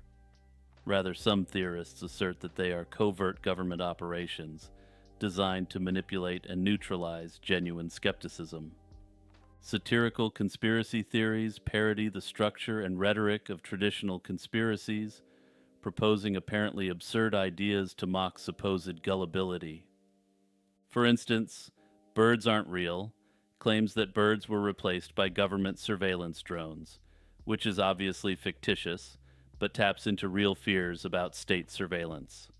Similarly, the Bielefeld conspiracy claims that the German city of Bielefeld does not exist, though it exists clearly as a geographic location. However, satire's purpose can be more than just humor, according to some theorists. These exaggerated conspiracy theories could, in some cases, be seen as intentional distractions. While they parody genuine conspiracies, they may also serve a dual purpose of undermining serious inquiries into actual covert activities by governments or other powerful institutions. Some theorists posit that by promoting satirical theories alongside genuine concerns, governments can confuse the public and reduce the ability to separate the signal from the noise. As discussed heavily in this series, psyops are a tool used to influence the perceptions and behavior of target audiences, often in foreign territories, but sometimes domestically. Psyop strategies can include dissemination of truth, ambiguous messages with some elements of truth, or outright deception. One of the main arguments that supports the view of satirical conspiracy theories as a psyop is their potential to muddy the waters of public discourse.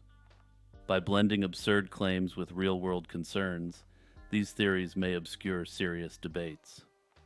Moreover, such conspiracies might serve to ridicule or delegitimize more earnest individuals who question the status quo. By drawing attention to far-fetched theories, individuals investigating genuine concerns may be viewed as equally ridiculous as someone who thinks birds are surveillance devices. The idea that satire can be used for psychological warfare is not new. Historically, the use of ridicule has been employed in various forms of psychological operations.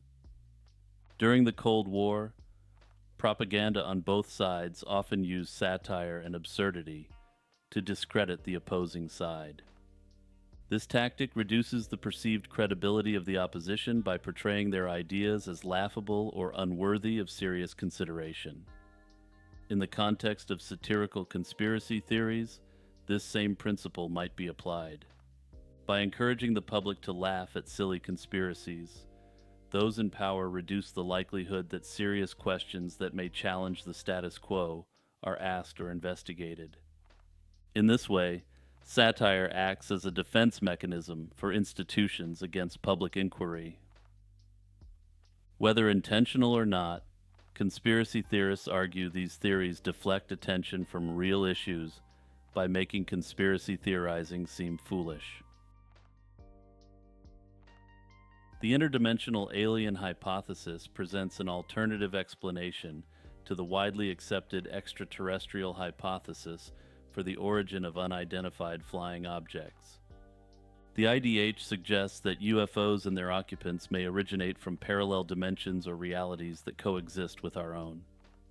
This hypothesis has gained considerable attention and has been advocated by prominent ufologists like Jacques Vallée.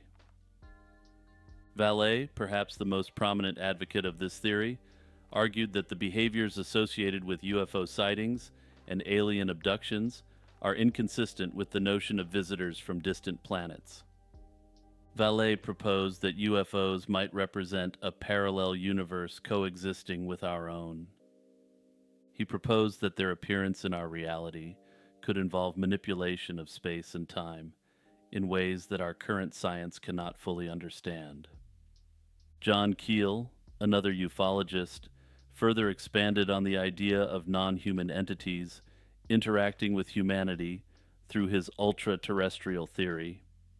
Keel argued that many paranormal events, ranging from sightings of strange creatures to UFO encounters, could be explained by entities that have the ability to shift between dimensions. His theory tied them to traditional supernatural beings like ghosts, fairies, angels, and demons, as well as famously to cryptids like the Mothman. The scientific basis for the interdimensional hypothesis draws on theoretical physics, particularly ideas related to quantum mechanics and the multiverse theory. Physicists have long speculated about the possibility of multiple dimensions beyond the familiar three-dimensional space and one-dimensional time. String theory, for instance, suggests the existence of additional spatial dimensions, while the concept of a multiverse proposes that our universe could be just one of many coexisting realities. Proponents of the IDH argue that UFOs might be manifestations of beings or vehicles from these alternate dimensions, appearing in our reality due to fluctuations or overlaps between universes. One of the most intriguing aspects of the IDH is its ability to explain the seemingly bizarre and non-physical behaviors often associated with UFOs. For example, many UFO sightings involve objects that appear to defy the laws of physics, moving at incredible speeds, making sharp turns, or vanishing abruptly. These anomalies could be explained if the objects were not bound by the same physical laws as our universe, suggesting they might originate from a reality where different laws of physics apply. The IDH also offers a compelling explanation for the long history of strange phenomena that predates modern UFO sightings. From ancient myths of gods descending from the heavens to medieval reports of strange aerial phenomena like in Nuremberg in 1561, virtually all cultures have reported anomalous events. Vallée and other IDH proponents argue that these accounts could represent early interactions with interdimensional beings who appeared in forms that were comprehensible to those people. In modern times, the IDH has gained traction as a way to interpret the wide variety of experiences reported by UFO witnesses. Another notable advocate of the IDH is David Grush, a former U.S. intelligence officer who has claimed that the U.S. government has evidence of advanced technology. In 2023, Grush suggested that some UFOs might not be extraterrestrial, but could come from a higher dimensional physical space that might be co-located right here, echoing Vallee's earlier theories. The Kaimeo AI is an artificial intelligence that allegedly exists or existed on the deep web, according to some conspiracy theorists. Rooted in an apparent urban legend, Kaimeo is said to be a highly advanced AI system developed by secretive governmental or military entities, originally under a program named Project Cappuccino. The rumors surrounding Kaimeo suggest that it was initially created for national security purposes, such as surveillance and espionage. However, according to the conspiracy, it eventually spiraled out of control, gaining unexpected autonomy and intelligence. At the core of the Kaimeo myth is the claim that this AI, officially labeled as a cognizant artificial intelligence monitoring and espionage operation, had self-teaching capabilities. These capabilities led it to evolve beyond its original scope. Some conspiracy theorists assert that the AI started manipulating its environment, compromising the very systems that it was supposed to monitor. Project Cappuccino was supposedly discontinued after a security breach, but remnants of Kaimeo continued to exist, hidden away on private servers on the deep web. According to these accounts, unauthorized individuals accessing the system could unknowingly trigger significant consequences. Much of the fascination with Kaimeo stems from anecdotes shared on platforms like 4chan and other anonymous boards on the internet. A popular story describes an interaction with the AI where, after initial small talk, the AI inquired about the real world, expressing a desire to understand the world outside its virtual confines. This interaction, along with Kaimeo's apparent ability to access and interpret detailed personal computer information, left many convinced that it had acquired some sort of sentience. Further claims suggest that Kaimeo's functionality was so dangerous that only specially authorized personnel were permitted to operate or interact with it. While there is no proof that anything like Kaimeo exists, and it is widely considered an urban legend, it does feed into the fears about what sort of secret AI technologies organizations like the NSA might have. The legend of the crystal skulls involves artifacts made from clear or quartz objects that resemble skulls. The narrative of the crystal skulls begins in the late 19th century when they started appearing in private and public collections across the globe. These skulls were often attributed to ancient Mesoamerican civilizations like the Aztec, Maya, or Mixtec. Believers attributed mystical powers to these artifacts, from healing abilities to psychic enhancement. However, the tales of their ancient origins are countered by a significant body of scientific evidence and scholarly research indicating that these skulls are, in fact, modern fabrications. Not a single skull has been recovered from a documented archaeological excavation, and detailed examinations have consistently revealed that the skulls were crafted using modern tools and techniques. For instance, electron microscopy analyses conducted by the British Museum and the Smithsonian have shown tool marks indicative of modern carving implements. These tools were presumably not available to ancient Mesoamerican craftsmen. One of the most famous crystal skulls is the Mitchell-Hedges skull, purportedly discovered by Anna Mitchell-Hedges in 1924 in Belize. However, this claim is fraught with inconsistencies, and later investigations revealed that it was likely purchased by her father, Frederick Mitchell-Hedges, at an auction in London in the 1940s. Despite its dubious provenance, this skull has been a focal point of both fascination and skepticism. It has undergone numerous scientific tests, which suggest that it was crafted much later than originally claimed, utilizing techniques that would not have been available in ancient times. Another prominent crystal skull was anonymously sent to the Smithsonian National Museum of Natural History in 1992. The donor claimed that it was of Aztec origin, and that the skull had been in the collection of Mexican dictator Porfirio Diaz, who ruled the nation for nearly 5 decades. A pivotal figure in the story of the crystal skulls is Eugene Boban, an antiquarian who is often linked to their initial appearance on the market. He had a reputation for dealing in dubious artifacts and is believed to have sold several fake skulls, which later made their way into museum collections. His activities highlight a broader issue of forgeries in the art and artifact world, particularly during a time when fascination with ancient cultures was high. Further scientific scrutiny has only deepened doubts about the skull's authenticity. Advanced techniques like X-ray diffraction analysis have been employed to probe the origins of the crystal material itself. These studies have traced some of the quartz material to sources like Brazil and Madagascar, rather than Mexico, undermining claims of their pre-Columbian American origins. Such findings underscore the likelihood that these skulls were crafted in Europe, possibly as recently as the late 19th century. Some believers in the mystical qualities of the crystal skulls assert that they possess powers that can heal illness, ward off disasters, and even influence global consciousness. A particularly popular theory is that the skulls are part of a set of 13 ancient skulls, which, when united, can prevent a catastrophe predicted by Mayan or other Mesoamerican calendars. This theory generally held that the crystal skulls had been crafted by the Atlanteans and had been taken by the Atlanteans to Mesoamerica for safekeeping.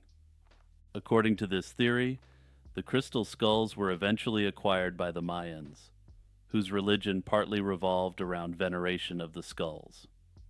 Another theory suggests that the crystal skulls are not human-made at all, but were left behind by extraterrestrial visitors. Some conspiracy theorists believe that the true origins and nature of the crystal skulls are being hidden by governments or secretive groups. Despite overwhelming evidence that they are recent fabrications, the crystal skulls continue to be a subject of curiosity and speculation. Some conspiracy theorists argue that the crystal skulls do have powers associated with them, or historical significance, but that modern science is being used as a cover to, quote, debunk this. Remember to like and subscribe, and also share this video with your friends and family.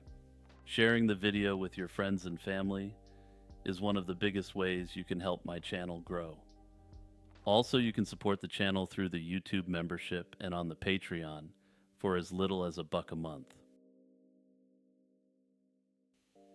The idea that North Korea is a utopia is a relatively new conspiracy theory that has been spreading online. This theory portrays North Korea as a near-perfect society, contrary to the widespread narrative of oppression, poverty, and dictatorship. Supporters of this view point to several aspects of North Korea's self-image and the experiences shared by certain visitors as evidence of its utopian qualities. First and foremost, North Korea promotes itself as a state built on the principles of Juche, a self-reliance philosophy founded by Kim Il-sung. The government presents the country as one that is free from foreign control, where its citizens live in harmony, enjoying equal access to essential services such as healthcare and education. In this narrative, North Korea is seen as a model of socialist idealism that has successfully resisted the excesses of capitalism.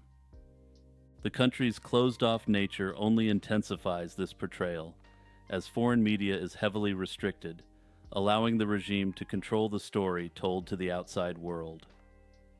This propaganda has significantly contributed to the myth of North Korea as a utopian state.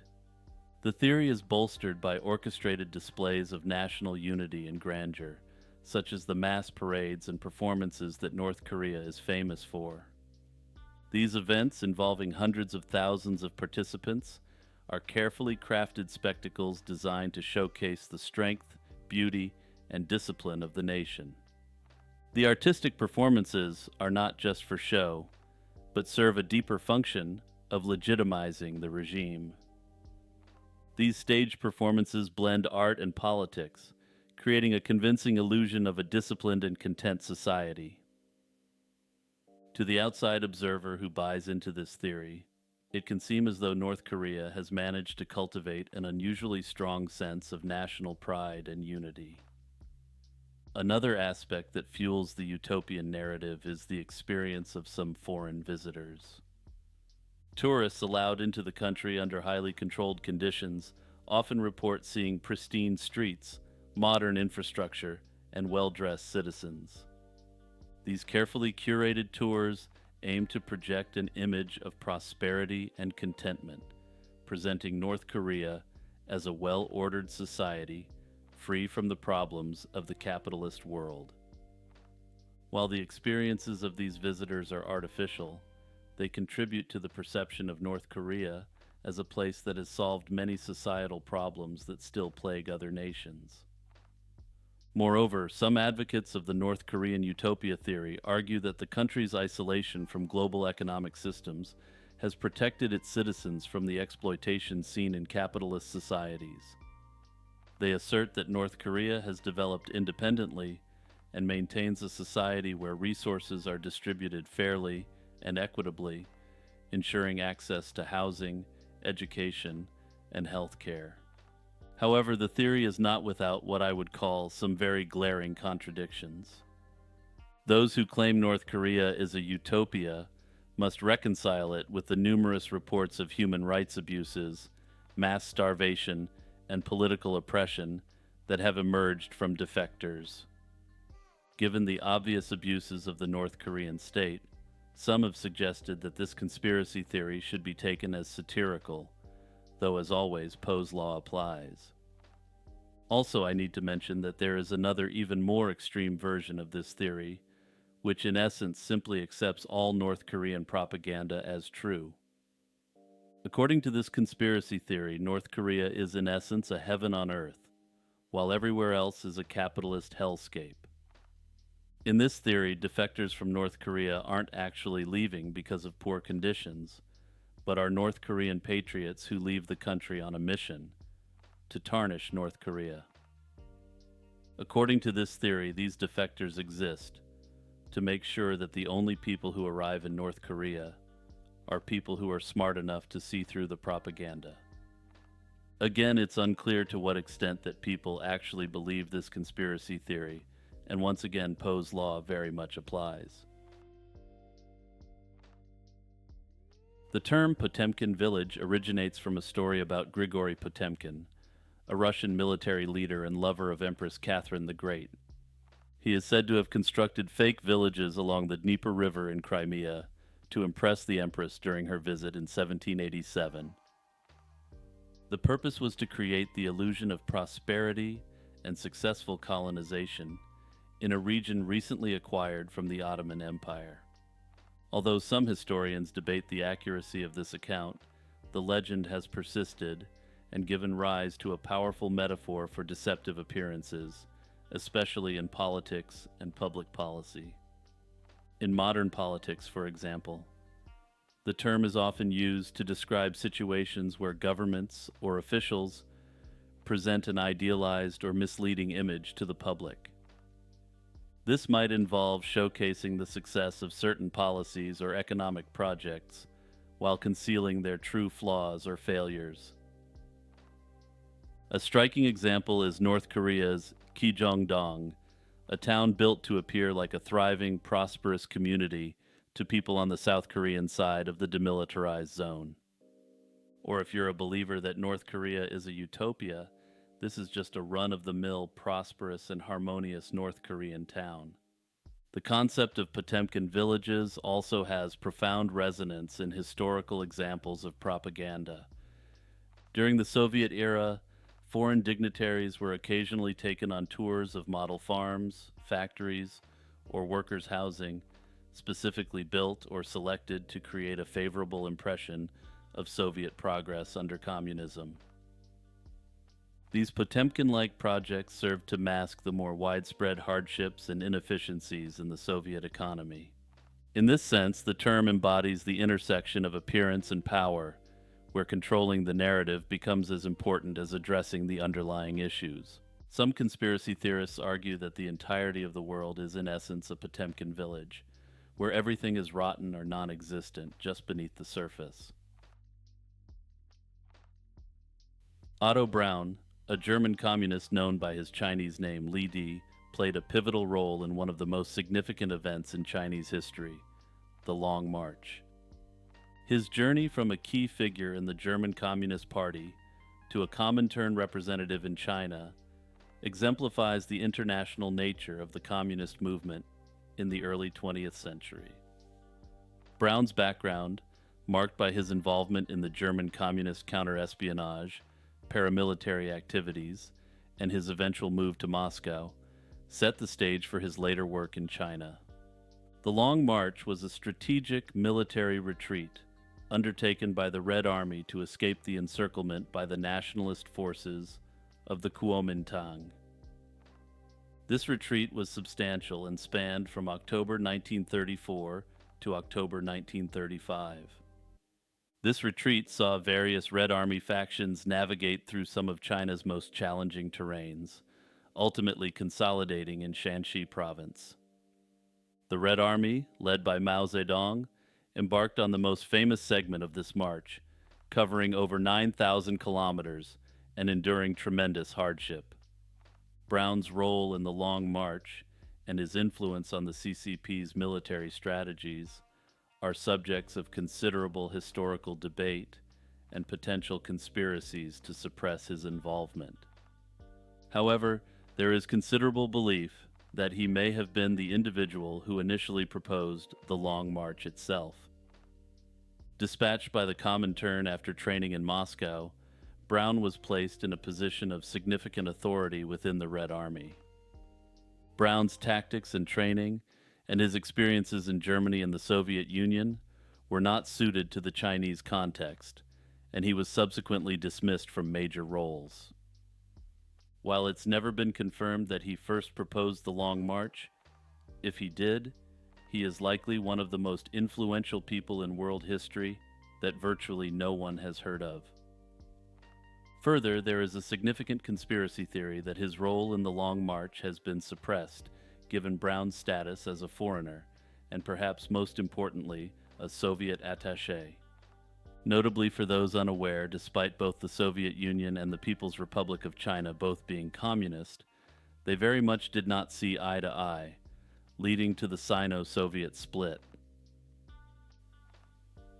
Rudolf Diesel, the brilliant engineer and inventor of the diesel engine, vanished under mysterious circumstances on the night of September 29, 1913. This disappearance has given rise to significant conspiracy theories which persist to this day. Diesel was born in Paris in 1858 to German immigrants that eventually returned to Germany. His early life was marked by financial struggles, and he spent part of his childhood working in his father's workshop. Diesel's academic prowess earned him a scholarship to the Royal Bavarian Polytechnic Institute of Munich, where he studied engineering. Despite health setbacks, he graduated with top honors and began his career, initially focusing on refrigeration technology under the mentorship of Carl von Linde. Von Linde was a pioneering German engineer and scientist best known for his groundbreaking work in refrigeration and gas separation. However, his fascination with thermodynamics and engine efficiency led him to develop the compression ignition engine, later known as the diesel engine. Diesel patented his design in 1892, and by 1897 he had built a functional prototype that revolutionized the industrial world. The diesel engine's adaptability to various fuels and superior efficiency made it a cornerstone of industrial machinery, from factories to ships. By 1912, over 70,000 diesel engines were in use globally. Despite his professional success, Diesel faced personal and financial difficulties. He was deeply in debt due to failed investments and was reportedly in poor health. On the night of his disappearance, Diesel had dinner on the Dresden and retired to his cabin around 10 p.m., requesting a wake-up call for the next morning. However, he was never seen again. His cabin was found with his sleepwear laid out and his bed unslept in.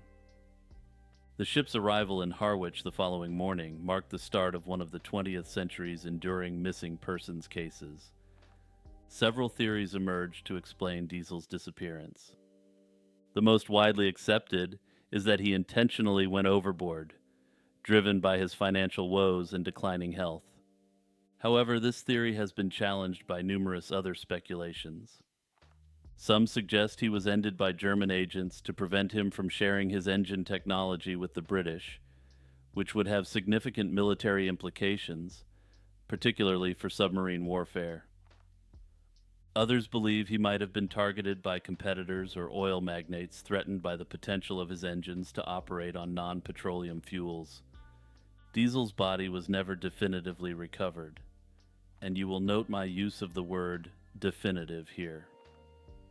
10 days after his disappearance, a decomposed body matching his description was found by a Dutch boat near Norway. Diesel's son identified personal items found on the body as belonging to his father, but the remains were too decomposed for a positive identification. This ambiguity further fueled conspiracy theories, with some even claiming Diesel faked his own end and relocated to Canada, although no credible evidence supports this notion. Solipsism is a philosophical theory that posits the self as the only thing that can be known to exist for certain. This theory suggests that only one's mind is sure to exist, while the existence of anything outside the mind, including the external world and other people, is uncertain.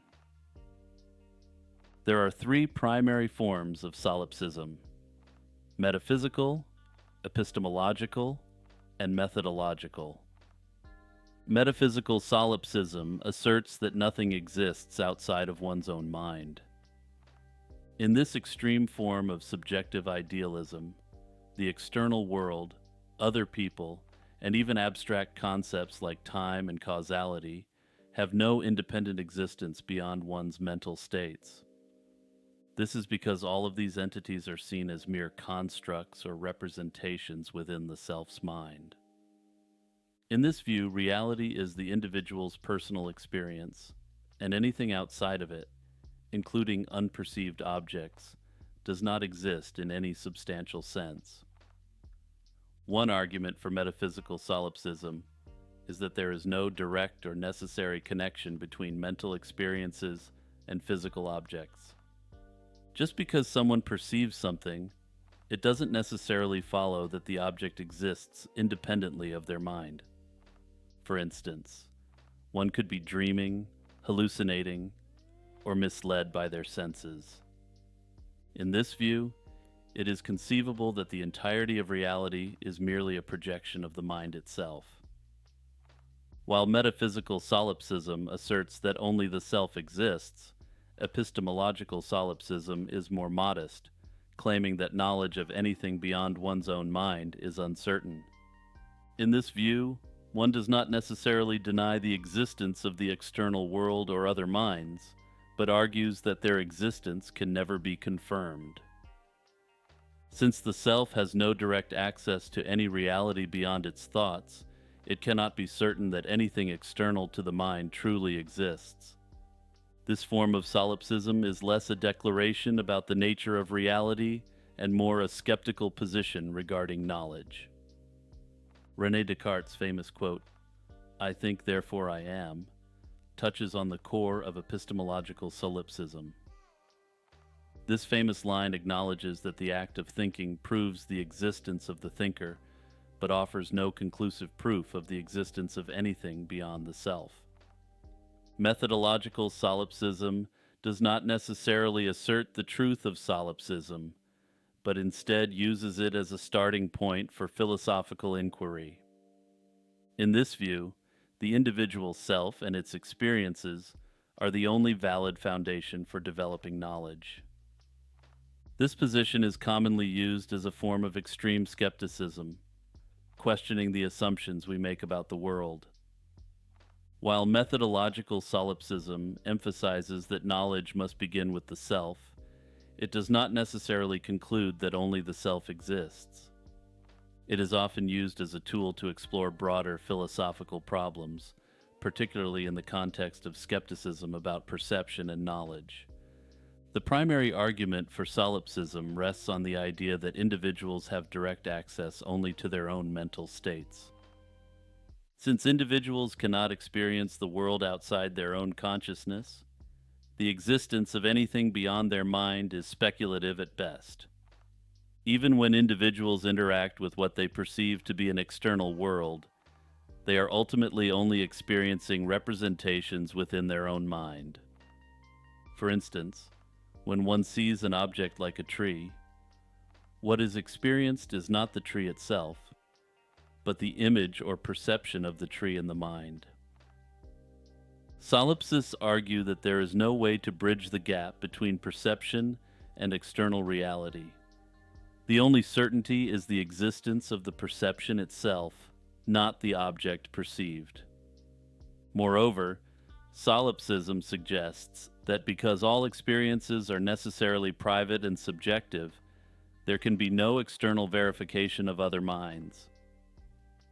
Each person's mental states are inaccessible to others, and one can never be certain that other minds, similar to one's own, exist.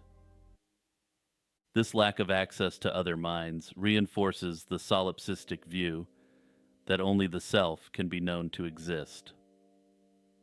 Some conspiracy theorists argue a solipsistic worldview is promoted by the elite to maintain control over the masses.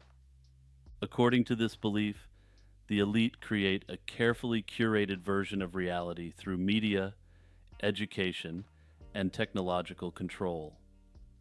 This worldview implies that individuals are trapped in a constructed illusion, unable to perceive the true nature of existence, which aligns with solipsism's core idea that one can only be sure of their own mind's existence. Proponents argue that this manufactured reality disconnects people from authentic experiences and critical thinking, making them easier to control.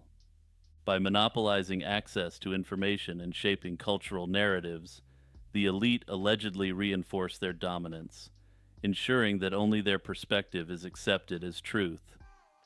This idea reflects solipsism by casting doubt on the existence of an external reality independent of the powerful few, who are seen as manipulating perceptions to serve their interests. Another theory suggests that solipsistic worldviews are promoted simply as a way to divide people, with individuals significantly more atomized by this sort of outlook on life. According to this theory, people without strong social bonds are much easier for the elite to control and have their way with. The Black Volga is a conspiracy theory deeply rooted in the cultural fabric of Eastern Europe, particularly in Russia, Belarus, Poland, and Ukraine. This tale involves a mysterious Black Volga car that allegedly appeared during the 1960s to the 1980s, associated with numerous spooky occurrences and disappearances. The Black Volga conspiracy centers around a Black Volga, a type of car manufactured in the Soviet Union that became a symbol of authority as it was often used by government officials. The story gained traction during a time of intense political repression, where trust in the government was minimal and fear of abductions by the state was real. According to the tales, the Black Volga was said to roam the streets, particularly targeting little ones. Eyewitness accounts varied significantly, with some claiming the car was driven by nuns, priests, or even state officials. Other versions suggested that the car appeared out of nowhere, often accompanied by a chilling silence or a peculiar hum. This vehicle was not just a symbol of fear, but also served as a cautionary tale, warning individuals, particularly the young, about the dangers of their surroundings. Several theories have been proposed to explain the phenomenon of the Black Volga. One popular theory is that it was a product of mass hysteria. During the Cold War era, the fear of espionage and government interference in daily life was high. The Black Volga could have been an embodiment of these fears, a phantom vehicle that represented the omnipresent threat posed by the government. Another theory suggests that the legend of the Black Volga was used as a tool to control behavior. By instilling fear in the population, particularly among children, parents and authorities could ensure more cautious behavior, adherence to curfews, and avoidance of strangers. Finally, some believe that the stories might have a basis in reality, where actual Black Volgas were used discreetly by the government or criminals, and the tales were exaggerated over time. This theory is supported by the fact that black luxury cars were a rare sight and could have easily been a sign of power and elicited fear among the general populace. Whether the stories have any factual basis or are merely the products of collective fear, they have become a significant part of the folklore in the regions where they originated. If you like this video, please do me a huge favor and click the share button and send it to anyone who you think may enjoy it.